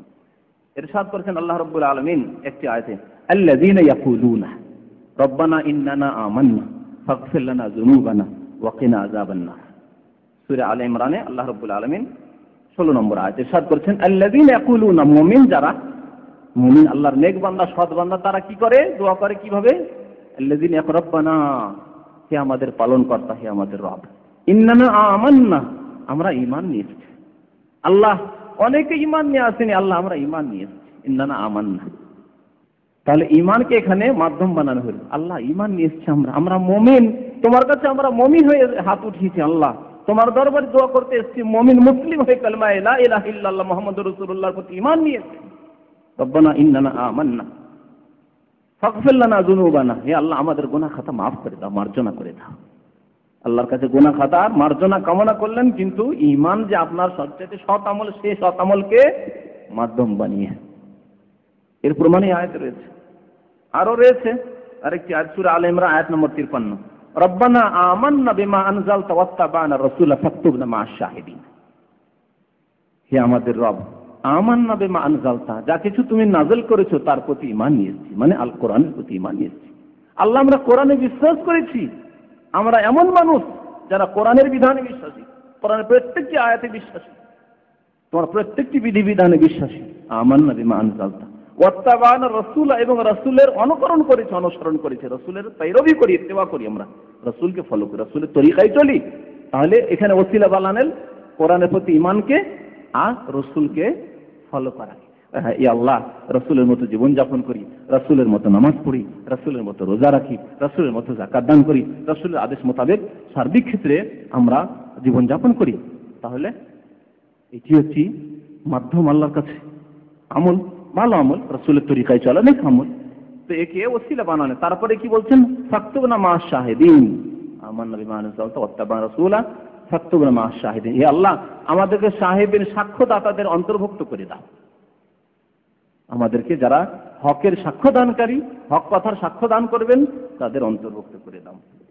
এইভাবে কোরআনে আরো অনেক আয়াত রয়েছে যেগুলিতে ঈমান এবং সৎ আমলকে, রব্বানা ইন্নানা আমান্না, রব্বানা ইন্নানা সামি'না মুনাদিয়ান ইউনাদি লিল ঈমান আন আমিনু বিরাব্বিকুম ফাআমান্না। হে আল্লাহ, আমরা শুনেছিলাম, ইন্নানা সামি'না মুনাদি, একজন আহ্বানকারীকে, অর্থাৎ মুহাম্মদুর রাসূলুল্লাহ সাল্লাল্লাহু আলাইহি ওয়াসাল্লামের কথা শুনেছিলাম। ইন্নানা সামি'না মুনাদিয়ান ইউনাদি লিল ঈমান, যিনি আহ্বান করেছিলেন ঈমানের দিকে, যে আইয়ুহান নাস, হে মানব, তোমরা কি করো, কুলু লা ইলাহা ইল্লাল্লাহ, বলো আল্লাহ ছাড়া কেউ সত্য মাবুদ নেই, তুফলিহু, তাহলে মুক্তি পাবে। এই কথা শুনেছিলাম। যদি নবী সাল্লাল্লাহু আলাইহি ওয়াসাল্লামের জীবদ্দশায় আমরা ছিলাম না, পরে এসেছিলাম, কোরআন এবং হাদিসের মাধ্যমে জেনেছিলাম যে একজন শেষ রাসূল এসেছিলেন, তার কথা শুনেছিলাম। ইউনাদিল ঈমান আন আমিনু বিরাব্বিকুম, তিনি বলেছিলেন যে তোমাদের রবের প্রতি তোমরা ঈমান নিয়ে এসো। ফাআমান্না, হে আল্লাহ আমরা ঈমান নিয়ে এসেছিলাম, বিশ্বাস করেছিলাম। ফাগফির লানা যুনুবানা, হে আল্লাহ আমাদের গুনাহ খাতা মাফ করে দাও। ওয়া কাফফির আন্না সাইয়্যাতিনা, আমাদের অন্যায়গুলিকে, পাপগুলিকে মার্জনা করে দাও। ওয়া তাওয়াফানা মাল আবরার, এবং সৎ লোকদের সাথে আমাদেরকে মৃত্যু দান করো। কিভাবে এখানে ঈমানকে মাধ্যম বানানো হলো, সৎ আমলকে মাধ্যম বানানোর একটি কিস্সা রয়েছে, বড় লম্বা কিস্সা রয়েছে। তার জন্য একটি বিশেষ আলোচনার প্রয়োজন, শুধু সংক্ষেপে বলছি। 3 জন মানুষ নবী করিম সাল্লাল্লাহু আলাইহি ওয়াসাল্লামের আবির্ভাবের পূর্বে, বনি ইসরায়েলদের যুগের ঘটনা, এই ঘটনা নবী সাল্লাল্লাহু আলাইহি ওয়াসাল্লাম বুখারী শরীফ, মুসলিম শরীফ হাদিস, এই হাদিসটি বর্ণনা করেছেন। তো এই 3 জন লোক, রাত হয়ে গেল, কোনো সফরে ছিল, রাত যখন হয়ে গেল, কোথায় রাত কাটাতে হবে, বাইরে থাকলে শত্রু যে কোনো জায়গায় আক্রমণ করতে পারে, পাহাড়ের এক গুহায় আশ্রয় নিল রাত্রি কাটাবার জন্য। রাত্রে একটু ঘুমাবো, আরাম করব, যাতে মানুষ আশপাশ দিয়ে গেলে বুঝতে পারবে না, নাহলে চিন্তা করতে পারে, মেরে দিতে পারে, ইত্যাদি ইত্যাদি আশঙ্কা রয়েছে। তারা ওই গার অর্থাৎ পাহাড়ের গুহায় আশ্রয় নিল। রাত্রে এই পাহাড়ের গুহায় তারা থাকা অবস্থায় পাশে বড় পাথরের টুকরো ছিল। পাথর কিভাবে, যাই হোক, ঝড় তুফান হোক বা কিছু হোক, এই পাথর এসে অল্প কিছু, যে সেই গুহার একটা মুখ ছিল যেটা দিয়ে বের হওয়া যায়, সেই জায়গাটি বন্ধ হয়ে গেল, গুহার রাস্তাই বন্ধ হয়ে গেল। ভিতরে তারা, ভিতরে রয়েছে, ওপরে দেখছে পাথর, চারিদিকে পাথর, কোনো রাস্তা পথ নেই বের হওয়ার। আপোষে তারা আলোচনা করতে লাগলো যে এখন উপায় উপায় তো নেই। এখানে কোনো লোকজনও নেই মরুভূমিতে, পাহাড়ে, যে কাউকে ডাক দেবো যে ভাই উদ্ধার করো, পাহাড় থেকে পাথরটা টানো, পাথরের টুকরো, যে আমরা বেরোবো। উপায় তো নেই। দেখো, এক কাজ করো, জীবনে কোন কোন কাজ করেছো, কোনো ভালো কাজ করেছো? যদি ভালো কাজ করে থাকো তো আল্লাহর কাছে সেই ভালো কাজের মাধ্যমে দোয়া করো, ভালো কাজের ওসিলায়, ভালো কাজের মাধ্যমে, ভালো কাজকে সামনে রেখে যে আল্লাহ এই কাজটি তোমার সন্তুষ্টির জন্য একমাত্র করেছিলাম, তুমি পছন্দ করলে, এর মাধ্যমে আমাদের গুনাহ খাতা মাফ করো, আল্লাহ অন্যায়কে মাফ করো এবং আমাদের জন্য রাস্তা বের করে দাও। দেখেন আমাদের দেশে যারা কবর মাজার পূজারী, তারা কি করে, বড় মুসিবতে পড়লে মাজারে কবরে যায়। এখানে একেবারে নিরুপায়, আর কোনো উপায় নেই। কাকে ধরছেন বলেন? আল্লাহকে। কি শিক্ষা দেওয়া হয়েছে? আল্লাহকে ধরা। কিন্তু আমার দেশে যদি একজন মানুষের ছেলে সন্তান জন্মেছে না, ছেলে মেয়ে হচ্ছে না, হ্যাঁ বিয়ে শাদী হয়ে গেল 5 বছর 7 বছর, প্রথম ডাক্তারদের কাছে যাবে, ছোটখাটো ডাক্তারের কাছে গেল, বড় ডাক্তারের কাছে গেল, হইল না, তারপর কবিরাজের কাছে গেল, গাছামি এই ওষুধ খেলো, হাকিমি ওষুধ খেলো, এই করলো সেই করলো, না হলে কোনো ওঝার কাছে গেল, কবিরাজের কাছে, এই করতে করতে শেষে কি হলো, আল্লাহর কাছে তার মধ্যে দোয়াও করলো, রব্বানা হাব লানা মিন আজওয়াজিনা, এগুলোই পড়লো, প্রাথমিক এগুলো পর্যায়ে। শেষে যখন কিছুই হলো না, বছর 10 পেয়ে গেল, তখন কি করে, তখন যায় পীরের মাজারে। অনেকে এই কুফরি পরামর্শ দেয়, শিরকি পরামর্শ দেয়, পীরের মাজারে গিয়ে খাসি মুরগি জবাই করে দাও, পীর সাহেবের কাছে দরখাস্ত করে আসবে, আশা করি পাবে। এই পরামর্শ দেয়, মুশরিকানা পরামর্শ, আর এই কাজ করে। বড় মুসিবতে বললে শিরক করে। যখন দেখছে এরা নিরুপায়, তখন 3 জনের একজন কি বললো, একজন বলে, হে আল্লাহ, আমার বুড়ো মাতা পিতা ছিল, একদিন সে ছাগল চড়াতো, ছাগল চড়িয়ে এসে সন্ধ্যাবেলা ছাগলের দুধ দুয়ে তারপরে দুধ পান করাতো প্রথম মাতা পিতাকে, তারপর ছেলে মেয়েকে দিত, ছেলে মেয়েকে আগে দিত না। একদিন দূরে চলে গেছিল, অনেক দূর, রাত্রে আসতে বেশ রাত হয়ে গেছে, দেখছে খিদায় তো ছেলে মেয়ে কান্নাকাটি করছে, কিন্তু বাবা মা অপেক্ষা করে করে ঘুমিয়ে গেছে। চিন্তা করলো, আল্লাহ, বাবা মাকে না দিয়ে এই ছেলে মেয়েকে দুধ দেবো না, আর বাবা মা ঘুমিয়ে গেছে তাদেরকে জাগাবো, এই বেয়াদবি করে কষ্ট হবে বাবা মার। মাথার কাছে এসে এই দুধের গ্লাস নিয়ে বা দুধের পাত্র নিয়ে দাঁড়িয়ে গেল। দাঁড়িয়ে থাকতে থাকতে সকাল হয়ে গেল, ছেলে মেয়েরা কান্নাকাটি করলো, তাদেরকে খেতে দিল না। সেই রকমই বুঝলো, যেই হোক না কেন, যে এটাই হচ্ছে আমার ভালো কাজ, আমি বাবা মায়ের আগে ছেলে মেয়েকে দেবো না। সকাল হয়ে গেল, সকাল হয়েছে, বাবা মায়ের ঘুম ভাঙছে, তখন দুধ পেশ করলো, তারপর ছেলে মেয়েকে দুধ দিল। আল্লাহ, যদি এই কাজ সন্তুষ্টির জন্য তোমার করে থাকি, একমাত্র তোমার সন্তুষ্টির জন্য, তাহলে এই বিপদ থেকে উদ্ধার করো। এই আমলকে ওসিলা বানিয়ে দেবো বললো। একটি অংশ সরে গেল, আল্লাহর কুদরত, একটি অংশই পাথরের সরে গেল। কিন্তু পথ এরকম হলো না যাতে এরা বেরিয়ে যেতে পারে, একজন মানুষ বেরিয়ে যেতে পারে গুহা থেকে, ওইরকম। আরেকজন বলতো, হে আল্লাহ, আমার এক চাচাতো বোন ছিল, আমার ইচ্ছা ছিল তার সাথে কুকাজ করার, কিন্তু সুযোগ পাচ্ছে না। আর সে সতী মহিলা, সে কোনো সুযোগ দিচ্ছে না। একটি দুর্ভিক্ষর যুগ আসলো, যখন দেখছি আর খাবার দাবার নেই ওই চাচাতো বোনের বাড়িতে, তখন সে আমার কাছে ধার চাইতে আসলো, যে ভাই কিছু পয়সা ধার দেবে, অনাহারে আছে, মরে যাচ্ছি না খেয়ে। তখন আমি বললাম, ঠিক আছে, তোমাকে যা লাগে টাকা পয়সা সোনা দানা সব দেব, কিন্তু আমার সাথে কুকাজ করতে হবে, আমার মনের কামনা বাসনা পূরণ করতে হবে। সে তখন অগতিকে রাজি হয়ে গেল, ঠিক আছে, কিন্তু তুমি দাও, আমাদেরকে বাঁচাও কিছু দিয়ে। 100 দিনার বা 100 দিনার বেশি, কিছু হাদিসে রয়েছে 120 দিনার স্বর্ণ মুদ্রা তাকে দিয়ে দিল। তারপরে তাদের কথাবার্তা হলো যে অমুক জায়গাতে নির্জনে সাক্ষাৎ হবে। নির্জনে যখন গিয়েছে আর একেবারে কুকাজে লিপ্ত হবে, সেই সময় সেই মহিলা বলছে, ইত্তাকিল্লাহ ওয়ালা তাফতাহিল খাতাম ইল্লা বিহাক্কিহি, আল্লাহকে ভয় করো, এবং এই যে মোহর লাগানো রয়েছে, অর্থাৎ আমি যে কুমারী এবং আমি যে সতী নারী, আমাকে কেউ স্পর্শ করেনি, খবরদার এর হক আদায় না করে, এর ন্যায্য প্রাপ্য যে রয়েছে অর্থাৎ মোহর আদায় না করে এবং কবুল না করে, তোমার জৌজিয়াতে না, স্ত্রী রূপে গ্রহণ না করে আমাকে স্পর্শ করবে না। ইত্তাকিল্লাহ, আল্লাহ। এই কথা শুনে তার শরীরে কম্প শুরু হয়ে গেল আল্লাহর ভয়। তখন সেখান থেকে পড়লাম, টাকা পয়সা যা দিয়েছিলাম রেখে দিলাম তার কাছে, আল্লাহর ভয়ে সেখান থেকে, আল্লাহ তোমার ভয়ে বেরিয়ে পড়েছিলাম। আল্লাহ যে তোমার সন্তুষ্টির জন্য সেই দিন আমি গুনাহ থেকে, পাপ থেকে বেঁচে থাকি, তাহলে আমাদেরকে এই বিপদ থেকে উদ্ধার করো। এই নেক আমলকে ওসিলা বানিয়ে যখন দোয়া করলো, তখন আল্লাহ রাব্বুল আলামিন আর এক অংশ সরিয়ে দিলেন। আরো কিছু অংশ বাকি থেকে গেছে, বেরোতে পারছেন না। আর একজন লোক বলে, হে আল্লাহ, আমার অনেক চাকর নকর ছিল, তাদের পারিশ্রমিক দিয়ে দিতাম। একজন চাকর তার কিছু অল্প পারিশ্রমিক বাকি থেকে যায়। বরং একটি হাদিসে রয়েছে মাত্র 3 সা মানে 3 আড়িয়া 7.5 কেজি 7.5 কিলো চাউল, এই হক তার বাকি থেকে যায়, সে চলে যায় তার বাড়ি। তারপরে অনেকদিন পরে ওই রাস্তা দিয়ে আসছিল, ভাবলো যে এই মালিকের বাড়িতে কাজ তো করেছিলাম, অনেকদিন হয়ে গেল, মনে আছে কি নেই তার, তো যাই দেখি, বলে দেখি যদি দেয়। সে মধ্যখানে করেছে কি যে ওর পয়সা এই রেখে দেবো না, এটাকে বাড়ায়, সে বাড়াতে শুরু করেছে। তাদের ছাগল কিনেছে, ছাগল থেকে গরু হয়েছে, গরু থেকে উঁট হয়েছে, উঁটের পাল হয়েছে, ছাগলের পাল হয়েছে, গরুর পাল হয়েছে, এমনকি আরো কিছু বেশ কিছু খাদেম চাকর সেই রাখাল সেই গরু ছাগল আর উঁট চড়াচ্ছে। শত শত উঁট আর গরু আর ছাগলের পাল হয়ে গেছে। তো এই অবস্থায় ওই লোক এসেছে, আসার পরে বলছে যে আমার অল্প কিছু পয়সা বাকি ছিল, যে হক বাকি ছিল, দেবেন? বলি দেখো এই যে পালগুলি দেখছো, গরুর পাল, এই উঁটের পাল, এই যে ছাগলের পাল দেখছো, ওর সাথে যে চাকর নকর রাখালগুলি আছে সবগুলি তোমার। কেমন কথা, আমাকে ঠাট্টা রহস্য কেন করছেন? আমি কয়েক পয়সা পাবো আপনার কাছে, আর এই ঠাট্টা বিদ্রুপ এরকম কেন? এই ঠাট্টা করেন, আল্লাহর রাস্তায় আমার হকটা দিয়ে দেন, আমি গরিব মানুষ, তোমাকে ঠাট্টা করিনি, সত্যিকার বলছি যে এই যে তোমার পয়সাকে বাড়িয়ে সব হয়েছে, আমার এক পয়সাও লাগাইনি তাতে। তাই যখন বিশ্বাস হলো সবগুলো নিয়ে এসে চলে গেল। এই লোক বলতে, আল্লাহ এই কাজটি তোমার সন্তুষ্টির জন্য করেছিলাম, আমার নিজের কাজে ব্যবহার করিনি। আমরা হলে কি করতাম বলেন? 10 বছর, এখন যদি কেউ রিয়াল ধার নেই আর 10 বছর 20 বছর পরে এখন হচ্ছে ধরেন 15 টাকা করে, তখন যদি 30 টাকাও হয়ে যায়, রিয়াল বাকি ছিল, তোমাকে রিয়ালে দেব, এইটা চিন্তা করবেন না যে 30 টাকার রেট হয়ে গেছে। 30 টাকার যে রেট হয়ে গেছে তাহলে কত লস ওই লোকটির হচ্ছে, এটাও দিবেন না, অথচ ন্যায্য হক হইতো তার দেবেন না।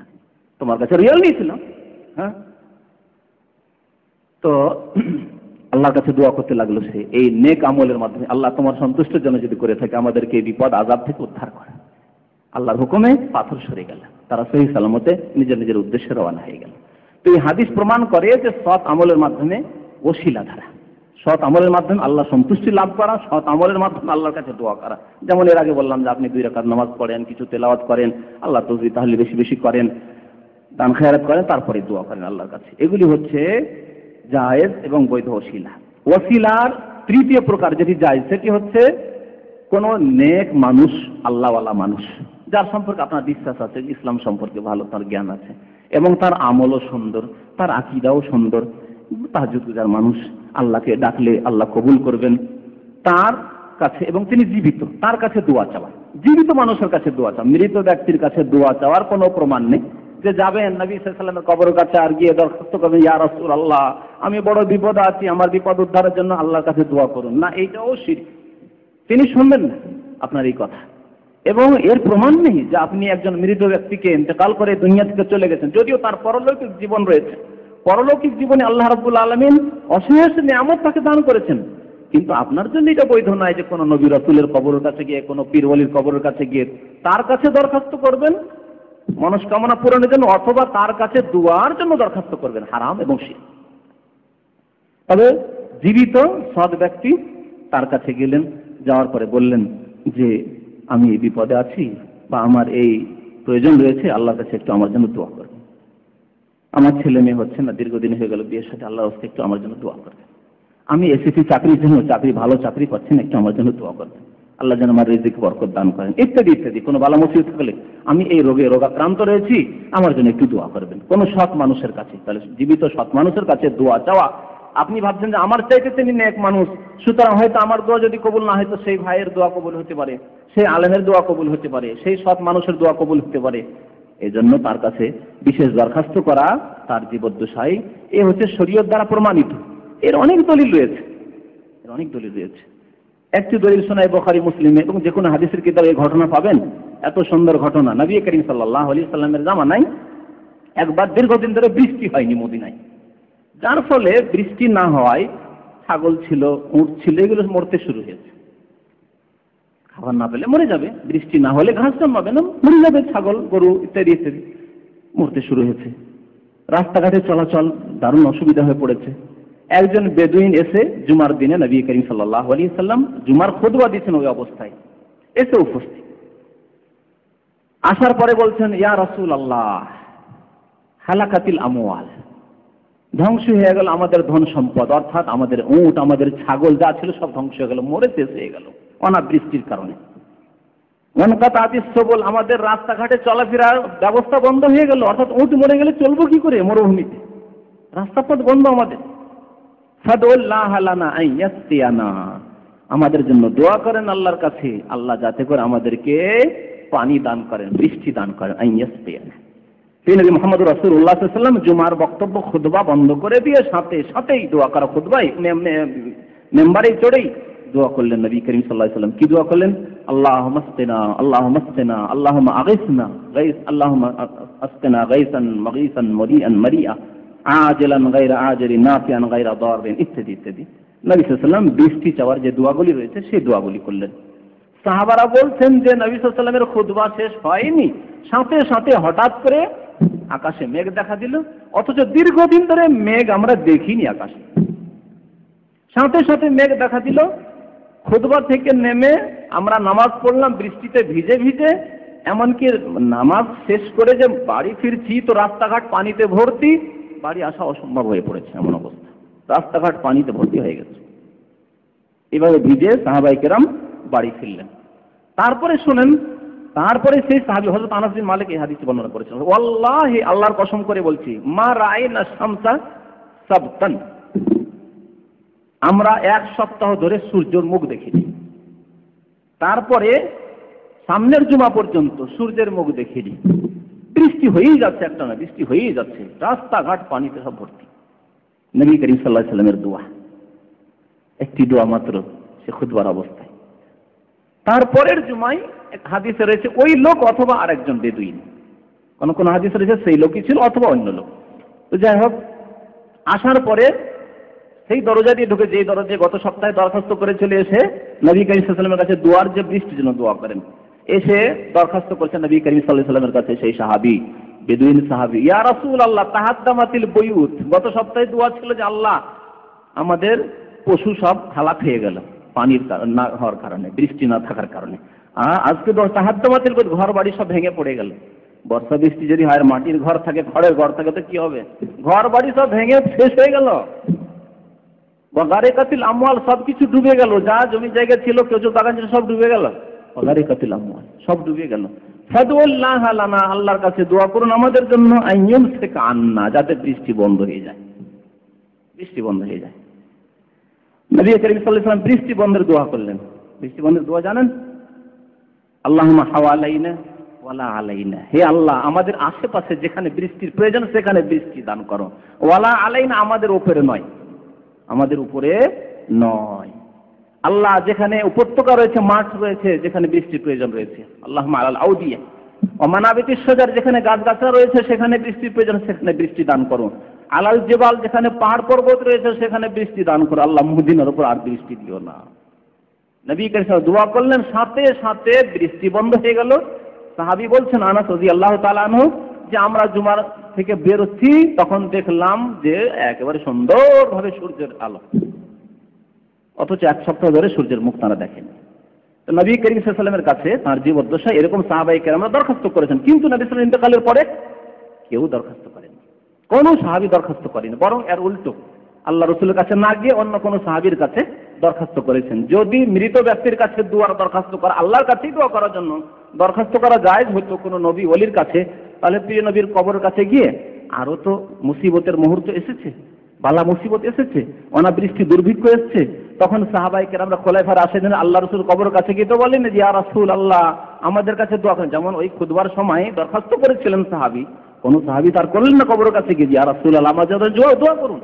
হযরত ওমরের যুগে এমন দুর্ভিক্ষ দেখা দিয়েছিল কয়েক বছর ধরে, যে মানুষ অনাহারে থাকার কারণে ধোঁয়া দেখত। মানুষ যখন অত্যন্ত অনাহারে থাকে তখন চোখ ঝাপসা হয়ে যায়, চোখে পরিষ্কার দেখে না, যার ফলে কি ধোঁয়া ধোঁয়া মনে হয় আকাশের দিকে, তো শুধু ধোঁয়াই দেখতো, ধুলোর মতো বা ছায়ের মতো দেখতো। সেই জন্য ওই বছরটিকে বলা হয়েছে ইয়ামুর রামাদ বা আমুর রামাদ। রামাদ বলা হয় ছাইকে, ছায়ের বছর, শুধু ধুলো আর ছায়ের মতো মনে হতো আকাশের দিকে তাকালে।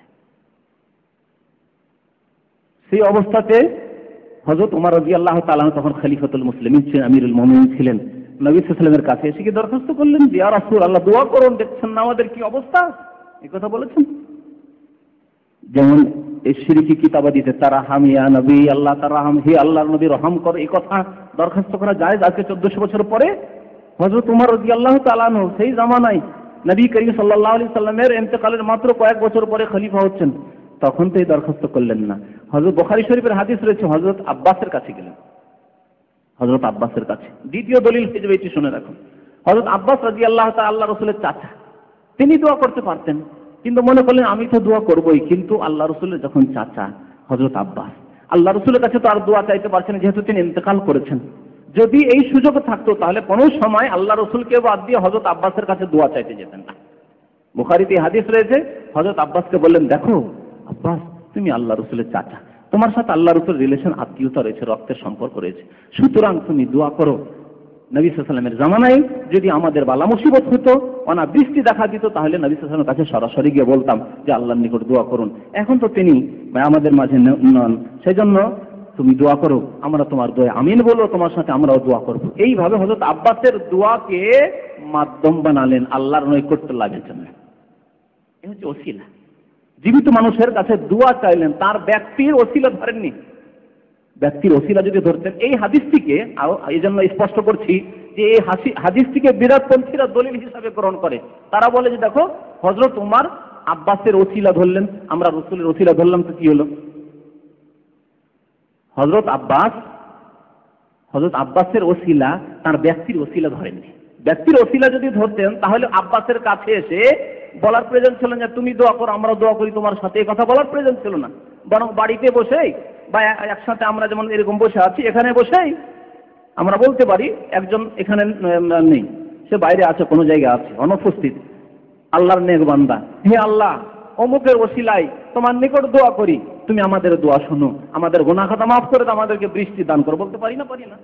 এক জায়গায় হয়ে এখানে দোয়া করলে হলো, তার উপস্থিত হওয়া জরুরি নাই। তাহলে আব্বাসের কাছে যাওয়ার কি প্রয়োজন ছিল? একসাথে 2-4 জন সাহাবা হয়ে আব্বাসের ওসিলার মাধ্যমে ওর নাম ধরে দোয়া করতেন না, সেভাবে তো দোয়া করেননি।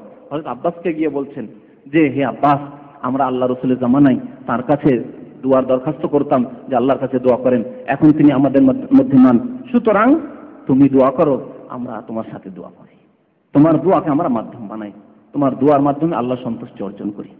তো বোঝা গেল যে এটা বিদাতীদের দলিল নয়, বরং এটা এই কথারও দলিল যে তৃতীয় প্রকার ওসিলার কথা বললাম, জায়েজ ওসিলা, যে একজন জীবিত মানুষ আপনার নিকটে সে সৎ মানুষ, তার কাছে গিয়ে বলবেন যে আল্লাহর রাস্তায় আমার জন্য একটু দোয়া করে দেন, তখনই দোয়া চান যে আমার জন্য দোয়া করে দেন, অথবা তারপরে আমার জন্য একটু রাত্রে দোয়া করবেন, আমার জন্য একটু বিশেষ বিশেষ সময় দোয়া করবেন, আপনি মক্কা মদিনা ওমরায় যাচ্ছেন, হজে যাচ্ছেন, আমার জন্য একটু দোয়া করবেন, বিশেষ দোয়া করবেন।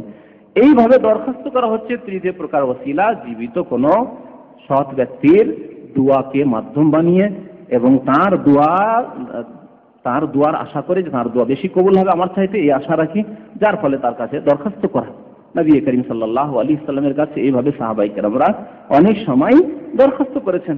একজন অন্ধ মানুষ এসে নবী করিম সাল্লাল্লাহু আলাইহি সাল্লামের কাছে দরখাস্ত করেছেন, ইয়া রাসূলুল্লাহ উদউল্লাহ আলী আইয়ারুদ্দা আলাইয়া বাসারি, আল্লাহর নিকট দোয়া করুন যাতে করে আমার চক্ষু, আমার এই দৃষ্টি শক্তি আল্লাহ ফিরিয়ে দেন।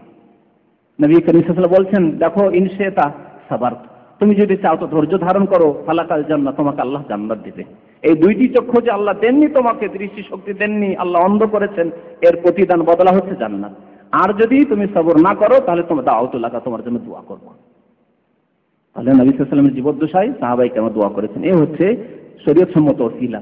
নাজায়েজ ওসিলার দিকে শুধু ইঙ্গিত করছি, এছাড়া বাকি কোনো ব্যক্তির মাধ্যমে, নবী হোক বা ওলি হোক, কেউ হোক না কেন, ব্যক্তির মাধ্যমে তার হক আল্লাহর উপর রয়েছে, তার মর্যাদা রয়েছে, তার মান রয়েছে, এই বলে বেহাক্কে মোহাম্মদ, বেহাক্কে গৌসে আজম, বেহাক্কে খাজা মঈনুদ্দিন চিশতি, তারপরে বেজাহে মোহাম্মদ, আল্লাহ আমি আমার বড় পীরের ওসিলায়, আমার নবীর ওসিলায়, এইভাবে সাহাবায়ে কেরামের ওসিলায়, আমার ইমাম সাহেবের ওসিলায়, আমার পীরের ওসিলায় আমি তোমার কাছে দোয়া করছি, এই ব্যক্তির ওসিলা ধরে দোয়া করা না কোরআন দ্বারা প্রমাণিত, যেমন আগেই বলেছি, না নবী সাল্লাল্লাহু আলাইহি ওয়াসাল্লাম হাদিস দ্বারা প্রমাণিত, না সাহাবায়ে কেরামদের আমলে প্রমাণিত, না আবু হানিফা, শাফি, মালিক, আহমদ থেকে প্রমাণিত।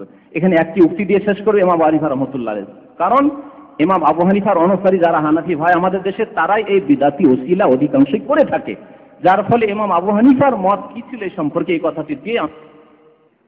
মহান আল্লাহর সমস্ত প্রশংসা, দরুদ ও সালাম নাজিল হোক আমাদের প্রিয় নবী মুহাম্মদুর রাসূলুল্লাহ সাল্লাল্লাহু আলাইহি সাল্লামের উপর। গত মঙ্গলবারে আমরা ওসিলা সম্পর্কে আলোচনা করেছিলাম। তাতে কোরআন এবং হাদিস থেকে শরীয়ত সম্মত ওসিলা, প্রথম ওসিলার অর্থ কি, ওসিলা শব্দের ব্যবহার কোরআনে, তারপরে ওসিলা জায়েজ বা বৈধ ওসিলা, শরীয়ত সম্মত ওসিলা যা অবলম্বন করবে একজন মুসলিম তার ইবাদত বন্দেগী এবং দুআয়, তার সম্পর্কে আলোচনা হয়েছে এবং নিষিদ্ধ ওসিলার দিকে সংক্ষিপ্ত ইশারা ইঙ্গিত হয়েছে। এই যে নিষিদ্ধ বা নাজায়েজ বিদাতি ওসিলা যা মানুষ অনেকেই দুআয় করে থাকে, যার প্রমাণ না কোরআনে রয়েছে না হাদিসে রয়েছে। কোরআনে অনেক দোয়া রয়েছে আম্বিয়া এবং রসুলদের, আদম আলাইহিস সালাম থেকে শুরু করে এমন কোন নবী নেই যার দোয়ার কথা কোরআনে উল্লেখ নেই। আদম আলাইহিস সালামের দোয়ার কথা আছে কোরআনে, আছে না? আদম আর হাওয়ার কথা, কালা তুজেন বললে রব্বানা যালামনা আনফুসানা ওয়া ইল্লাম তাগফির লানা ওয়া তারহামনা লানাকুনান্না মিনাল খাসিরিন।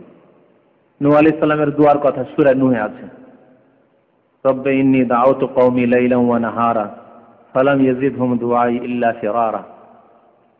এই করতে করতে বড় লম্বা আল্লাহর কাছে দরখাস্ত আছে।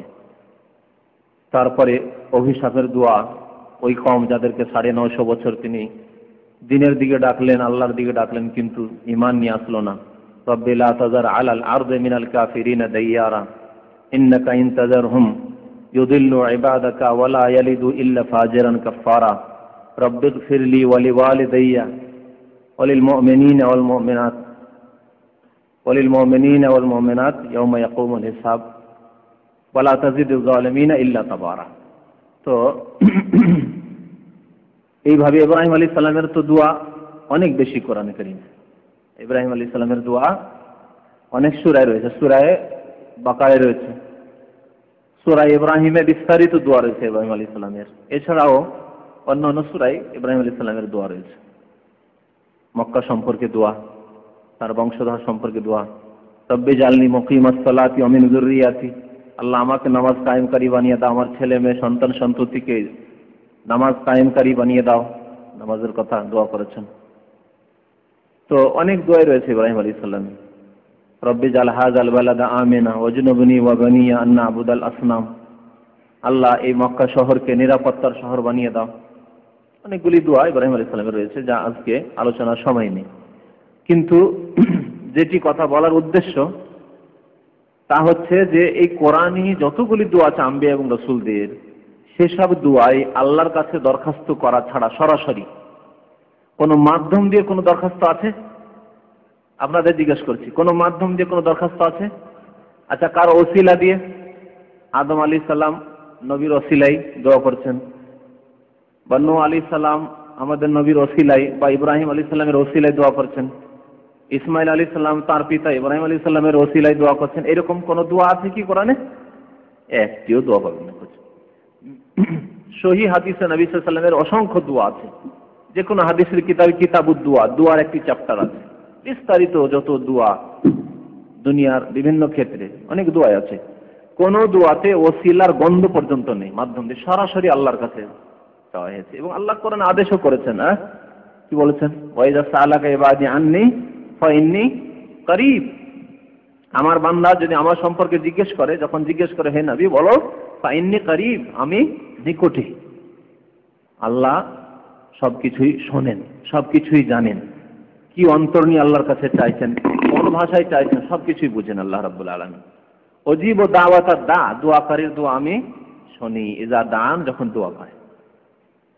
কোনখানে আল্লাহ শেখাননি যে মাধ্যম দিয়ে দোয়া করো, ওসিলা দিয়ে, দোহাই দিয়ে, বরাত দিয়ে দোয়া করো, না হলে দোয়া কবুল করবো না। সরাসরি আমাকে শোনানো যায় না, আমার কাছে তোমাদের কথার শুনওয়াই হবে না, এসব কথাবার্তা কোথাও নেই ইসলামে। একটি আশ্চর্যজনক বিষয় সেটি হচ্ছে যে বিদআতপন্থীরা শরীয়ত সম্মত ওসিলা তিনটি গত মঙ্গলবারে বলেছি। কি? একটি আল্লাহর নাম এবং গুণাবলীর মাধ্যমে দোয়া করা আল্লাহর কাছে, নিজের সৎ আমলকে আল্লাহর কাছে পেশ করে, আল্লাহ এই কাজটি করলাম, তুমি আমার দোয়া কবুল করো। 2 রাকাত নামাজ পড়ে, কিছু কোরআন তেলাওয়াত করে, দান খায়রাত করে, ইত্যাদি যে কোনো সৎ আমল আল্লাহ সন্তুষ্টির জন্য করলেন। মাতা পিতার সেবা করলেন, মাতা পিতার জন্য একটা ড্রাফট পাঠালেন, টাকা পাঠালেন, আল্লাহ আমি আমার আম্মা আব্বাকে সন্তুষ্ট করার জন্য এত টাকা ড্রাফট পাঠালাম, আল্লাহ তুই আমার মুসিবতকে দূর করে দাও, আল্লাহ যদি কোনো গুনাহ থাকে মাফ করে, আমার মনের উদ্দেশ্য পূরণ করে দাও, ইত্যাদি ইত্যাদি। সৎ আমলের মাধ্যমে মানে তাকে ওসিলা বানিয়ে দোয়া করা, নিজের সৎ আমল, অন্যের সৎ আমল না। আর তৃতীয় কি বলেছিলাম? কেউ আছেন যারা মঙ্গলবারে ছিলেন না? কেউ না? হ্যাঁ, জীবিত কোনো ব্যক্তির কাছে, সৎ ব্যক্তির কাছে দোয়া চাওয়া। জীবিত ব্যক্তির কাছে, মরা ব্যক্তির কাছে দোয়া চাওয়া যায় না, যেহেতু সে শুনবেও না আর তিনি দোয়া করতে পারবেন না। এদা মাতা ইবনু আদম ইনকাতা আমালু, আদম সন্তান মরে গেলে তার আমল বন্ধ হয়ে যায়। আর দোয়াটা হচ্ছে আমল, কর্ম তো বন্ধ হয়ে গেছে, তাহলে কি করে দোয়া করবে? নবী সাল্লাল্লাহু আলাইহি ওয়াসাল্লামের কাছে কেউ যদি গিয়ে দরখাস্ত, ইয়া রাসূলুল্লাহ আমরা যে মুসিবতে আছি দোয়া করে দেন, আদম সন্তান যখন মরে যায় তার কর্ম বন্ধ হয়ে যায়, তো দোয়া করা বন্ধ হয়ে গেছে, কি করে দোয়া করবেন তিনি? তো জীবিত সৎ ব্যক্তি, নেক ব্যক্তি, আল্লাহ ভীরু ব্যক্তি, মুত্তাকি পরহেজগার ব্যক্তির কাছে, যে আল্লাহকে ভয় করে, ভালো মানুষ আপনার ধারণায়, তার দোয়া আপনার চাইতে বেশি আল্লাহ শুনতে পারে, হ্যাঁ কবুল করতে পারে, যেহেতু হয়তো আপনি আপনার দ্বারা গুনাহ হয়ে যাচ্ছে, অথবা আপনি অত দিনদার ধার্মিক নন, আপনার চাইতে অনেক বেশি ধার্মিক, সে আশা আছে যে তার দোয়া বেশি কবুল হবে, তার কাছে গিয়ে দরখাস্ত করলেন যে আমার জন্য একটু দোয়া করে দেন, আমার এই উদ্দেশ্যের জন্য দোয়া করে দেন। এর প্রমাণ আছে, এটি একটি মাধ্যম সৎ মানুষের কাছে দোয়া চাওয়া। এই 3টি হচ্ছে শরীয়ত সম্মত মাধ্যম দোয়া করা। এর দলিল নিয়ে আলোচনা করেছিলাম, প্রত্যেকটি দলিল প্রমাণ নিয়ে আলোচনা করেছিলাম। এ হচ্ছে সুন্নত সম্মত। যারা বিদআতপন্থী কোন ব্যক্তি, ওলি আউলিয়া, নবী রসুলের নাম ধরে, তার নামের দোহাই দিয়ে, তার মর্যাদার দোহাই দিয়ে, তার হকের দোহাই দিয়ে, ওসিলা দিয়ে দোয়া করে, এটা বিদআতি তরিকায় দোয়া করে, তারা ওই সহি সুন্নত সম্মত ওই ওসিলাগুলো অবলম্বন করে না। তারা আল্লাহর নাম গুণাবলীর মাধ্যমে দোয়া করবে, এটা করে না। তারা নিজের কিছু আমল করলো, নামাজ পড়লো, আল্লাহ আমি 2 রাকাত নামাজ পড়লাম, আমার দোয়া তুমি কবুল করো আল্লাহ, এইভাবে করেন না। শরীয়ত সম্মত তরিকাগুলি অবলম্বন করে না। একটা সৎ ব্যক্তির কাছে যাবে, গিয়ে বলবে যে আমার জন্য একটু দোয়া করে দেন, এই সব কাজে যায় না। বসে বসেই হে আল্লাহ তোমার নবীর ওসিলায়, তোমার নবীর দোহায় আমার দোয়া কবুল করো, আমার বড় পীর সাহেবের, খাজা মঈনুদ্দিন চিশতি, শাহজালাল, অমুক পীর সাহেবের ওসিলায় আমার দোয়া কবুল করো। বিদআতি তরিকায় দোয়া করে, সুন্নতি তরিকার তৌফিক হয় না। এটি কথা সত্য। যারা বিদআত অবলম্বন করে তারা অটোমেটিক সুন্নাত ছেড়ে দেয়, এই কথাটি সত্য। এই ক্ষেত্রে একটি উক্তি রয়েছে, একজন তাবেঈ হাসান বিন আতিয়া রাদিয়াল্লাহু রাহমাতুল্লাহ আলাইহি মুহারিবি, তিনি বলছেন যে মাবতাদা কওমুন বিদআতান ফি দীনিহিম, যে কোনো সম্প্রদায় জাতি যখন কোন বিদআত করা আরম্ভ করে, ইল্লা নাযা আল্লাহু মিন সুন্নাতিহি মিসলাহা, তখন আল্লাহ ওই রকমের সুন্নতকে ছিনিয়ে নেন। যখন বিদআত করা আরম্ভ করে তখন সুন্নত ছেড়ে দেয়। অনেক ক্ষেত্রে এর দৃষ্টান্ত আছে, উদাহরণ আছে। যেমন বিদআতি তরিকায় যারা ওসিলা ধরে তারা সুন্নতি তরিকা ধরতে যায় না, ঠিক না? অনেক ক্ষেত্রে এইরকম আছে। নামাজের ক্ষেত্রে দেখবেন যারা বিদআত করে তারা সুন্নতি জিকির আজকার করে না।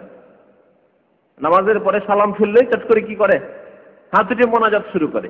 এই বিদআত যারা করে তারা আস্তাগফিরুল্লাহ আস্তাগফিরুল্লাহ আস্তাগফিরুল্লাহ, আল্লাহুম্মা আনতাস সালাম ওয়া মিনকাস সালাম, তাবারাকতা ইয়া যাল জালালি ওয়াল ইকরাম, আল্লাহুম্মা লা মানিয়া লিমা আতাইতা ওয়া লা মুতিয়া লিমা মানাতা ওয়া লা ইয়ানফাউ যাল জাদ্দি মিনকাল জাদ্দু, আয়াতুল কুরসি 33 বার, সুবহানাল্লাহ 33 বার, আলহামদুলিল্লাহ 34 বার, আল্লাহু আকবার 33 বার, আল্লাহু আকবার করে 100 পুরো করা, লা ইলাহা ইল্লাল্লাহু ওয়াহদাহু লা শারীকা লাহু দি, এগুলো করে না।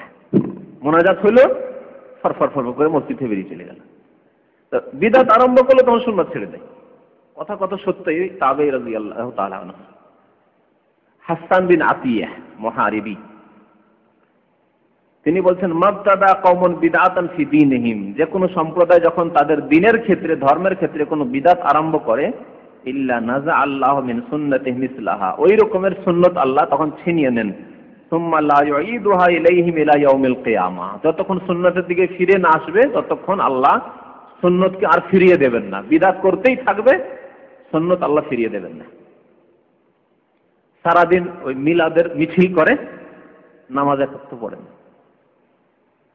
সারা বছর দিনের সাথে সম্পর্ক নেই, বছরে একবার বিদাতি মিছিল করে, 12 রবিউল আউয়ালে। বিদাতি যারা ওই বড় বড় ইজতেমার অত্যন্ত গুরুত্ব দিয়ে থাকে, আরাফার ইজতেমা তাদের কাছে গুরুত্ব রাখে না। বলে 3 বার আমাদের ইজতেমাতে, 20 ইজতেমাতে গেলে হজের সওয়াব হয়ে যাবে, আরাফায় যাওয়ার সওয়াব হয় না, উজবিল্লাহ, এরকম ধরনের কথাবার্তা অনেক শোনা যায়। তারপরে খাজা মঈনুদ্দিন চিশতি সম্পর্কে তো ভারতে এই প্রসিদ্ধ আছে এই কথা বিদাতিদের মধ্যে, যে 3 বার যদি খাজা বাবার দরবারে যায় 1 হজের সওয়াব হয়ে যায়। বুঝতে পারছেন? হজ আল্লাহ ফরজ করলেন, আর শিরককে আল্লাহ সবচেয়ে বড় হারাম বলে ঘোষণা করেছেন। হ্যাঁ, সবচেয়ে বড় গুনাহ বলে আল্লাহ ঘোষণা করেছেন শিরককে। 3 বার শিরকের আড্ডায় ধর্ণা দিলে 1 হজের নেকি হয়। তো বিদাতিদের অবস্থা এরকম। আসলে আজকে যে বিষয়টি বিশেষ করে বলার প্রয়োজন, আর আরম্ভ করেছিলাম, আমার আলোচনা শেষ হয়ে গেছিল, অত্যন্ত জরুরি, সেটি হচ্ছে যে আইম্মাই কেরামদের মতামত এই ওসিলা সম্পর্কে, আর বিশেষভাবে ইমাম আবু হানিফা রাহমাতুল্লাহ আলাইহির মতামত। কারণ আমাদের উপমহাদেশে, ইন্ডিয়া, বাংলাদেশ, পাকিস্তানে অধিকাংশ যারা হানাফি মযহাব অবলম্বী, তারা এই বিদাতি ওসিলা ধরে থাকে। নবীর ওসিলাই দোয়া করে, ওলিয়া আউলিয়ার ওসিলাই দোয়া করে, ওরাই করে থাকে। তাহলে তাদের কাছে যদি ইমাম আবু হানিফার উক্তি তুলে ধরি যে তিনি ওসিলা সম্পর্কে কি মন্তব্য করেছেন, যেহেতু আপনি হানাফি, তাহলে আপনাকে কমের পক্ষে হানাফি হয়ে টিকে থাকতে হলে কি করতে হবে? ইমাম আবু হানিফার কথা এবং কাজের ওপর আমল করতে হবে। আপনাকে ইমাম আবু হানিফাকে অনুসরণ করতে হবে, তার পথে চলতে হবে। আর আপনার কাজকর্ম, আপনার আকীদা, আপনার আমল যদি ইমাম আবু হানিফার কথার বিরোধী হয়, তাহলে এই হানাফি লেভেল রাখা উচিত হবে বা থাকবে এই লেভেল? হ্যাঁ, কি লজ্জাকর ব্যাপার! লেভেল তো মিথ্যা, হানাফি লেভেল, আর ইমাম আবু হানিফার উক্তির বিরোধিতা ওসিলার ক্ষেত্রে বা যে কোনো ক্ষেত্রে। তো আজকে ওসিলার ক্ষেত্রে আপনাদেরকে শোনাবো ইমাম আবু হানিফা রাহমাতুল্লাহ আলাইহি কি গাইড করেছেন ওসিলা সম্পর্কে। যে নবীর ব্যক্তি জাত, মনে রাখবেন, ব্যক্তিকে ওসিলা বানানো, বা তার মর্যাদাকে, আল্লাহর নিকট মর্যাদাকে ওসিলা বানানো, বা তার হককে ওসিলা বানানো, এগুলো হচ্ছে বিদআতি ওসিলা। ব্যক্তিকে ওসিলা বানানো, আর কি বললাম, মান মর্যাদাকে ওসিলা বানানো। এতে কোনো সন্দেহ নেই যে আল্লাহ রাব্বুল আলামিন রাসূলকে উচ্চ মর্যাদা দান করেছেন, কিন্তু মানুষ জাতির মধ্যে উচ্চ মর্যাদা আল্লাহ নবীকে দান করেছেন। কিন্তু আল্লাহর তুলনায় নবীর মর্যাদা কি? তিনি আব্দ গোলাম। ঠিক কিনা? কথাটা বুঝতে পারছেন না পারছেন না? মানব জাতির মধ্যে নবী সাল্লাল্লাহু আলাইহি ওয়াসাল্লামকে আল্লাহ সর্বোচ্চ মর্যাদা দান করেছেন। এমনকি যত নবী ওলি হয়েছে তার মধ্যে সর্বোচ্চ মর্যাদা কাকে দান করেছেন? শেষ নবী মুহাম্মদ রাসূলুল্লাহ সাল্লাল্লাহু আলাইহি ওয়াসাল্লামকে। তারপরে আল্লাহর ক্ষেত্রে তখন আল্লাহ এবং মুহাম্মদ দুইজনের কেমন সম্পর্ক? কিসের সম্পর্ক বলেন? আবদ এবং মাবুদ। আল্লাহ হচ্ছেন মাবুদ, যার ইবাদত করতে হবে, আর মুহাম্মদ সাল্লাল্লাহু আলাইহি ওয়াসাল্লাম আব্দুল্লাহ ওয়া রাসূলুহু, আল্লাহর গোলাম, আল্লাহর বান্দা। তাই বলে নবীর যে মর্যাদা, নবীর যে হক, আমার ওলির হক, এই হক সম্পর্কেও ইমাম আবু হানিফার উক্তি শোনাবো। আল্লাহর ওপর কেউ হক রাখে না যে আমি এই হক রাখি। হক মানে ন্যায্য দাবি। যেমন আপনার কাছে আমি টাকা পাবো, এটা আমার হক। স্বামী স্ত্রীর কাছে হক পাবে, ন্যায্য হক দিতে হবে। স্ত্রী হয়েছে, স্বামীর হক দিতে হবে। স্ত্রী স্বামীর হক রয়েছে, ভরণ পোষণ, মোহর ইত্যাদি দিতে হবে। হক দাবি করবে, দাবি না দিলে জবাবদিহি করতে হবে। এইরকম কি কোন নবীর আল্লাহর উপর হক আছে? না আল্লাহর রহমতের ওপর নির্ভর করে সবকিছু।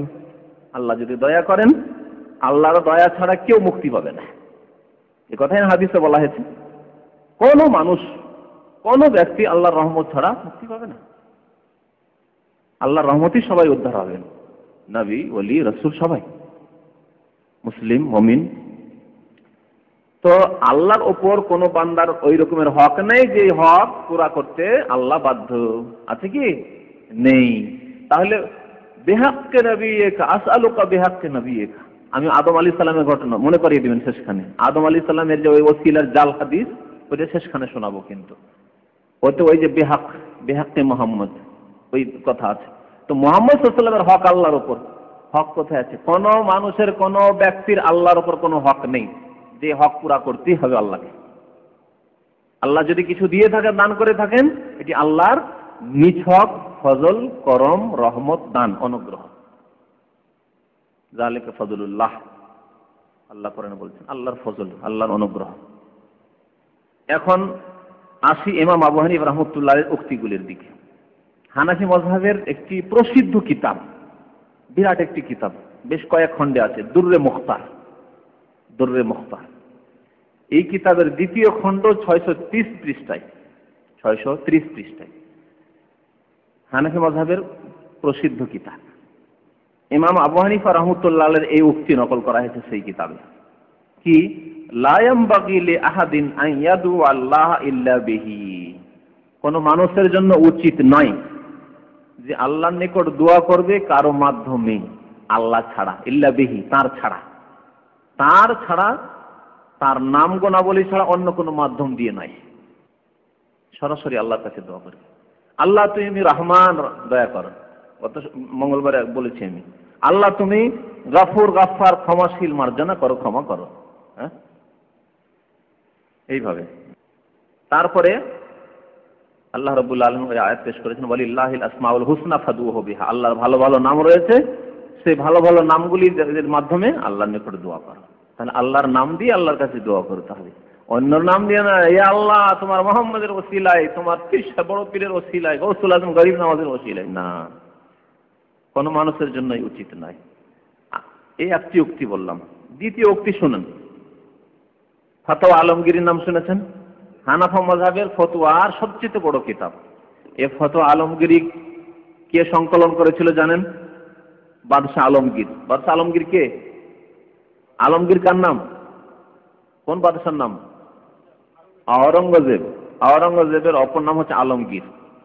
তো আওরঙ্গজেবের নাম ছিল আলমগীর। এই বাদশাহ আলমগীরের একটি কমিটি ছিল, ওলামা কমিটি। এই ওলামা কমিটিতে অনেক বড় বড় ওলামায়ে কেরামরা ছিলেন। তার মধ্যে একজন ছিলেন শীর্ষস্থানীয় আলেম শাহ ওলিউল্লাহ মুহাদ্দিস দেহলভীর পিতা, শাহ আব্দুর রহিম দেহলভী। এই ওলামা কমিটি ফতোয়া লিখতেন, সংকলন করতেন। তাদের ওজিফা, ভাতা দেওয়া হয়তো, আর তাদের কাজই ছিল এই ফতোয়া সংকলন করা, এই ফতোয়া আলমগীরি, যার নাম পরে হয় ফতোয়া আলমগীরি। আমাদের দেশে এই ফতোয়ার কিতাব ফতোয়া আলমগীরি বলে পরিচিত। আরব জগতে ফতোয়া আলমগীরি বলে জানে না, ফতোয়া হিন্দিয়া বলে জানে। ওর নাম হচ্ছে ফাতাওয়া হিন্দিয়া। ভারতে লেখা হয়েছে ফতোয়ার কিতাব, তো সেজন্য এই ফতোয়ার নাম হচ্ছে ফতোয়া হিন্দিয়া, দিল্লিতে লেখা হয়েছে। তো এই ফতোয়ার কিতাবের পঞ্চম খণ্ড 280 পৃষ্ঠায় রয়েছে। কি রয়েছে? ওয়াকাল আল কদুরি, ইমাম কদুরি। হানাফি মাযহাবের একটি কিতাব রয়েছে কদুরি, ফিকহের কিতাব।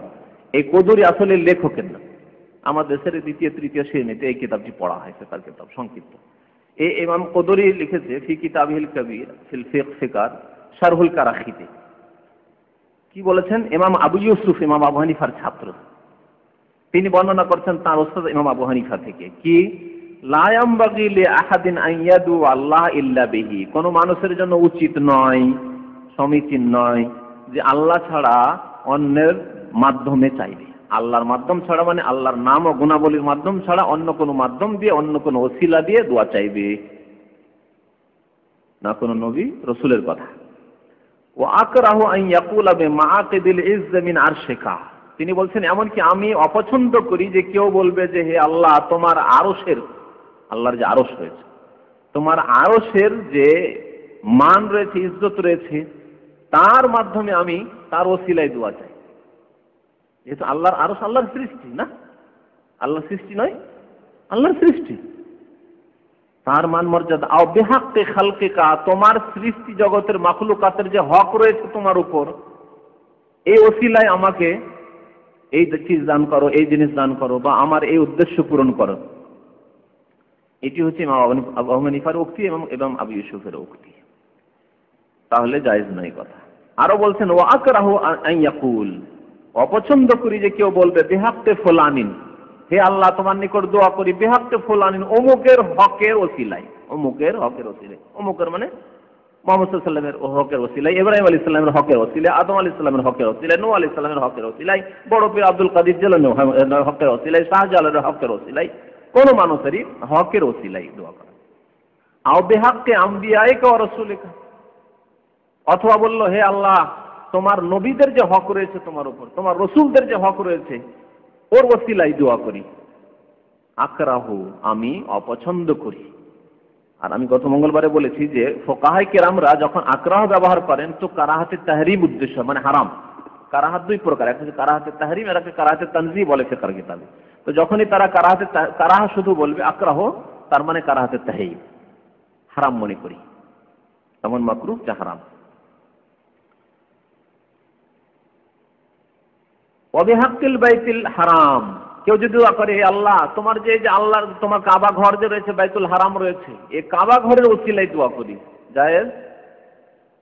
কাবা ঘর কি বলে আমাদের, তার হক আল্লাহর উপর, এই ওসিলা দিয়ে কেউ যদি দোয়া করি, না, জায়েজ নাই।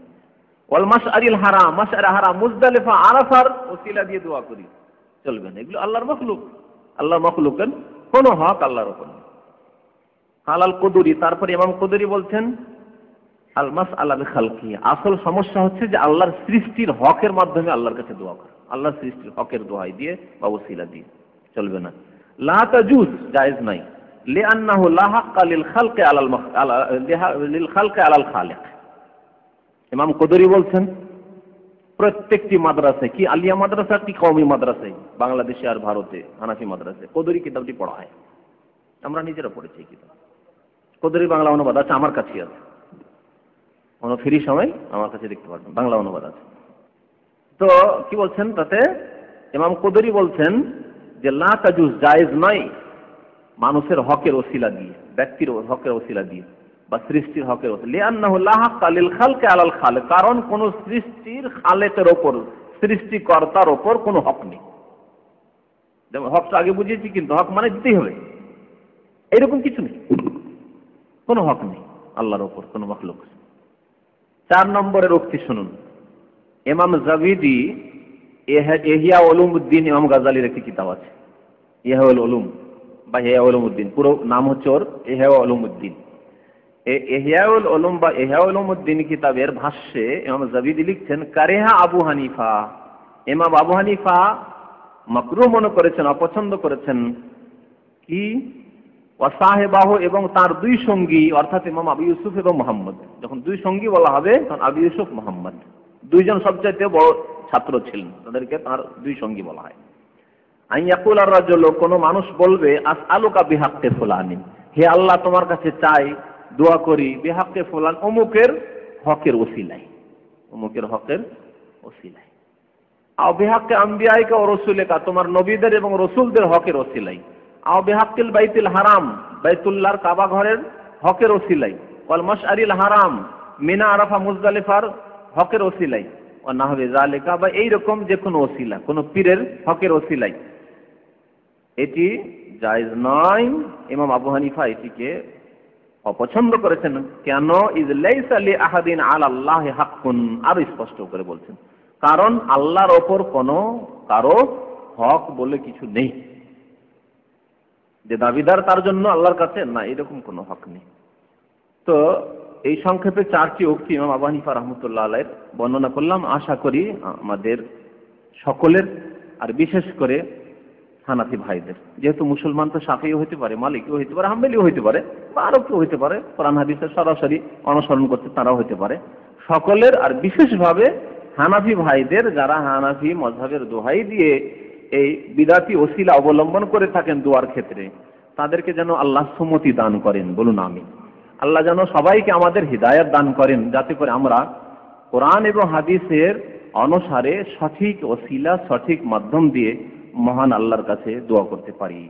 আল্লাহ রাব্বুল আলামিন আমাদেরকে যেন সৎ আমলের তৌফিক দান করেন, আমাদের যেন গুনাহ খাতা আল্লাহ মাফ করে দেন।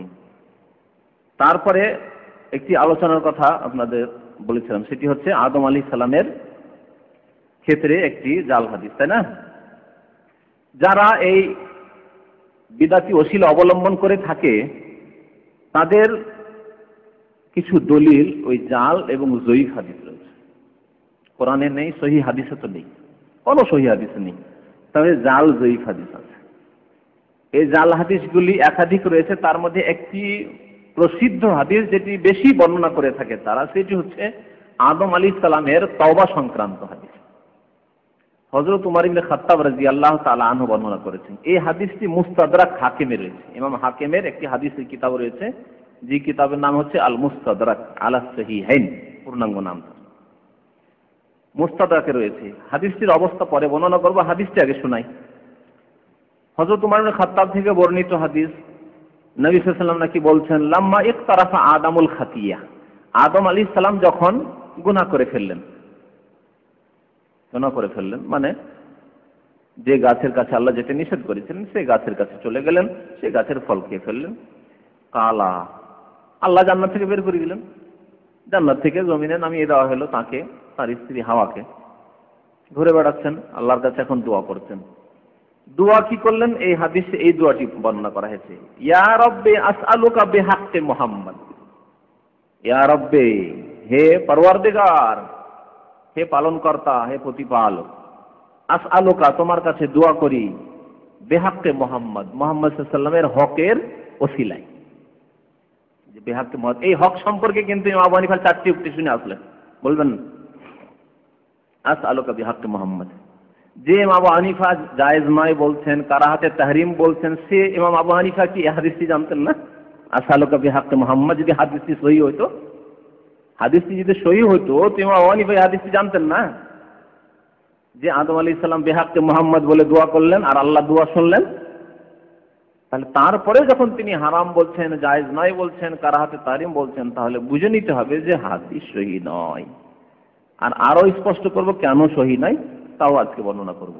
যদি আমার জাল জয়ীফের কয়েকটা বক্তব্য আছে, তাতে এই আলোচনা এসছে, কিন্তু ওসিলার আজকের এতে এই হাদিসটি উল্লেখ করে দেয় ভালো হবে। লেমা গাফার তালি, হে আল্লাহ, মুহাম্মদ সাল্লাল্লাহু আলাইহি ওয়াসাল্লামের ওসিলা দিয়ে দোয়া করি, তার হকের ওসিলা দিয়ে, যে আল্লাহ আমার গুনাহ খাতা মাফ করে দাও। ফাকালা ইয়া আদম, আল্লাহ তখন বলে, হে আদম, ওয়া কাইফা আরাফতা মুহাম্মাদান ওয়া লাম আখলুকহু। আদমকে আল্লাহ জিজ্ঞেস করছেন, হে আদম, তুমি মুহাম্মদ সাল্লাল্লাহু আলাইহি ওয়াসাল্লামকে কি করে চিনলে, অথচ তাকে এখনো আমি সৃষ্টি করিনি, এখনো আমি সৃষ্টি করিনি। আচ্ছা, এই জাল হাদিসের আরেকটি মজার কথা, আমাদের দেশের বিদ্যার্থীরা কি বলে, যে সারা পৃথিবীর সৃষ্টির আগেই নবীর নূর সৃষ্টি করে দেওয়া হয়েছে। তাই আবার আল্লাহ কি করে জিজ্ঞেস করছেন আদমকে, যে আরে ওকে তো সৃষ্টি করিনি আদম, তা তুমি কি করে জানলে? এই জাল হাদিসের ওসিলা, বিদাতি ওসিলাটা নিয়ে নিলে আর এই কথাটা কেন নেও না, যে নবী সাল্লাল্লাহু আলাইহি ওয়াসাল্লাম তাহলে 1400 বছর আগে আমেনার পেট থেকে এসে, তার আগে সৃষ্টি হননি, পৃথিবী হয়নি, আরশ কুরসি হয়নি, আকাশ জমিন হয়নি, সব কিছু ছিল না পৃথিবীতে, তার আগেই মুহাম্মদের নূর সৃষ্টি করা হয়েছে। ও এক জাল কথা, বড় জাল কথা, এই জালিয়াতির ধর্ম এই বিদাতিদের। কালা ইয়া রব্বি, তখন আদম আলাইহিস সালাম বলছে, হে আল্লাহ, লাম্মা খালাকতানি বিয়াদি, যখন তুমি নিজ হাতে আমাকে সৃষ্টি করলে, ওয়া নাফাখতা ফিয়া মির রূহিকা, তোমার রূহ, স্পেশাল রূহ যখন আমাকে দান করলে, আর মাটির যে বডিটি পড়েছিল আর রূহ সঞ্চারিত হতে এক বসে গেলেন উঠে, রাফাতু রাসি, তখন মাথা উঠিয়ে দেখলাম, মাথাটা উঠিয়ে দৃষ্টি ওপর দিয়ে করে দেখলাম, ফারাআইতু আলা কাওয়াইমিল আরশে মাকতুবান, তখন দেখলাম আরশের পায়াতে লিখা, আরশের যে এগুলো পায়াগুলো তাতে লিখা দেখলাম। কি লিখা দেখলাম? মাকতুবান লা ইলাহা ইল্লাল্লাহ মুহাম্মাদুর রাসূলুল্লাহ, লিখা আছে তাতে লা ইলাহা ইল্লাল্লাহ, আল্লাহ ছাড়া কেউ সত্য ইলাহ নেই, মাবুদ নেই, মুহাম্মদ সাল্লাল্লাহু আলাইহি ওয়াসাল্লাম আল্লাহর রাসূল। ফাআলিমতু, তখন আমি উপলব্ধি করলাম, জানতে পারলাম, আন্নাকা লাম তুযিফিলা ইসমিকা ইল্লা আহাব্বাল খালকি ইলাইক, তোমার নামের সাথে লা ইলাহা ইল্লাল্লাহর সাথে যখন মুহাম্মদুর রাসূলুল্লাহ আছে, তাহলে বোঝা যাচ্ছে যে তোমার প্রিয় বান্দাই হবেন তিনি। তাই তার ওসিলা, তার হকের ওসিলা দিয়েই দোয়া করলাম। ফাকাল, তখন আল্লাহ বললেন, গফারতু লাক, দেখো তোমার মাফ করে দিলাম। ওয়ালাউলা মুহাম্মদ মা খালাকতুকা, আর জেনে রাখো মুহাম্মদ না হইলে তোমাকে সৃষ্টি করতাম না, মুহাম্মদ না হলে। এই একটি জাল, আরেকটি জাল, যে কথাটি বিদাতিরা বর্ণনা করে, যে মুহাম্মদ সাল্লাল্লাহু আলাইহি ওয়াসাল্লাম না হলে, না হইতো আরশ কুরসি, না হইতো লৌহ কলম, কিচ্ছু হইতো না। সের শায়রি অনেক গজল আছে আমাদের দেশে, কিচ্ছু হইতো না পৃথিবীতে। অথচ আল্লাহ কোরআনে কি বলছেন, যে মানব জাতিকে আল্লাহ কি জন্য সৃষ্টি করেছেন? ইবাদতের জন্য। আর এখানে হচ্ছে মানব জাতিকে আল্লাহ সৃষ্টি করেছেন মুহাম্মদের জন্য। কোনটা নেবেন বলেন? কোরআনের কথা নেব, আমা খালাকতুল জিন্না ওয়াল ইনসা ইল্লা লিয়াবুদুন, মানুষ এবং জিনকে আমি আমার ইবাদতের উদ্দেশ্যে সৃষ্টি করেছি, এই কথা নেবেন কোরআনের কথা, না এই জাল কথা যে নবী না হইলে আদমের সৃষ্টি হতো না, তার মানে মানব জাতি হতো না। মুস্তাদরাক হাকিমের 2য় খণ্ড 615 পৃষ্ঠায় এই হাদিস আছে। হাদিসটি বর্ণিত হয়েছে, ইমাম হাকিম বর্ণনা করেছেন আব্দুল্লাহ বিন মুসলিম ফাহরি থেকে, তিনি বর্ণনা করেছেন ইসমাইল বিন মাসলামা থেকে, তিনি বর্ণনা করেছেন আব্দুর রহমান বিন যায়েদ বিন আসলাম থেকে। এই আব্দুর রহমান বিন যায়েদ বিন আসলাম তার পিতা যায়েদ বিন আসলাম থেকে বর্ণনা করেছেন, আর তিনি তার পিতা থেকে মানে আসলাম থেকে বর্ণনা করেছেন, আর আসলাম তাবেই তিনি হযরত ওমর থেকে বর্ণনা করেছেন। এই হচ্ছে হাদিস। হাদিসটি সম্পর্কে ইমাম যাহাবীর মত শুনেন। ইমাম যাহাবী 8ম শতাব্দীর মুহাদ্দিস এবং হাদিসের তিনি হাফেজ, হাদিসের তিনি বিশেষজ্ঞ। অনেক কিতাব রয়েছে হাদিসের সহিহ জয়ীফ রয়েছে ইমাম যাহাবীর। মিজানুল ইতিদাল তার কিতাব। ইমাম যাহাবীর কিতাব রয়েছে তাজকিরাতুল হুফাজ। ইমাম যাহাবীর কিতাব রয়েছে সিয়ার ও আলামিন নুবালা, 25 খণ্ডে রয়েছে। বড় বড় কিতাব রয়েছে মুহাদ্দিস ইমাম যাহাবী। এই ইমাম যাহাবী রাহমাতুল্লাহ আলাইহি কি বলছেন এই হাদিস সম্পর্কে? কুলতু বাল মাওযুউন, এই হাদিসটি হচ্ছে মওযু। মওযু মানে গড়া, জাল গড়া, গড়া হাদিস। ও আব্দুর রহমান ওয়াহিন, কারণ কি? কারণ হচ্ছে আব্দুর রহমান একেবারে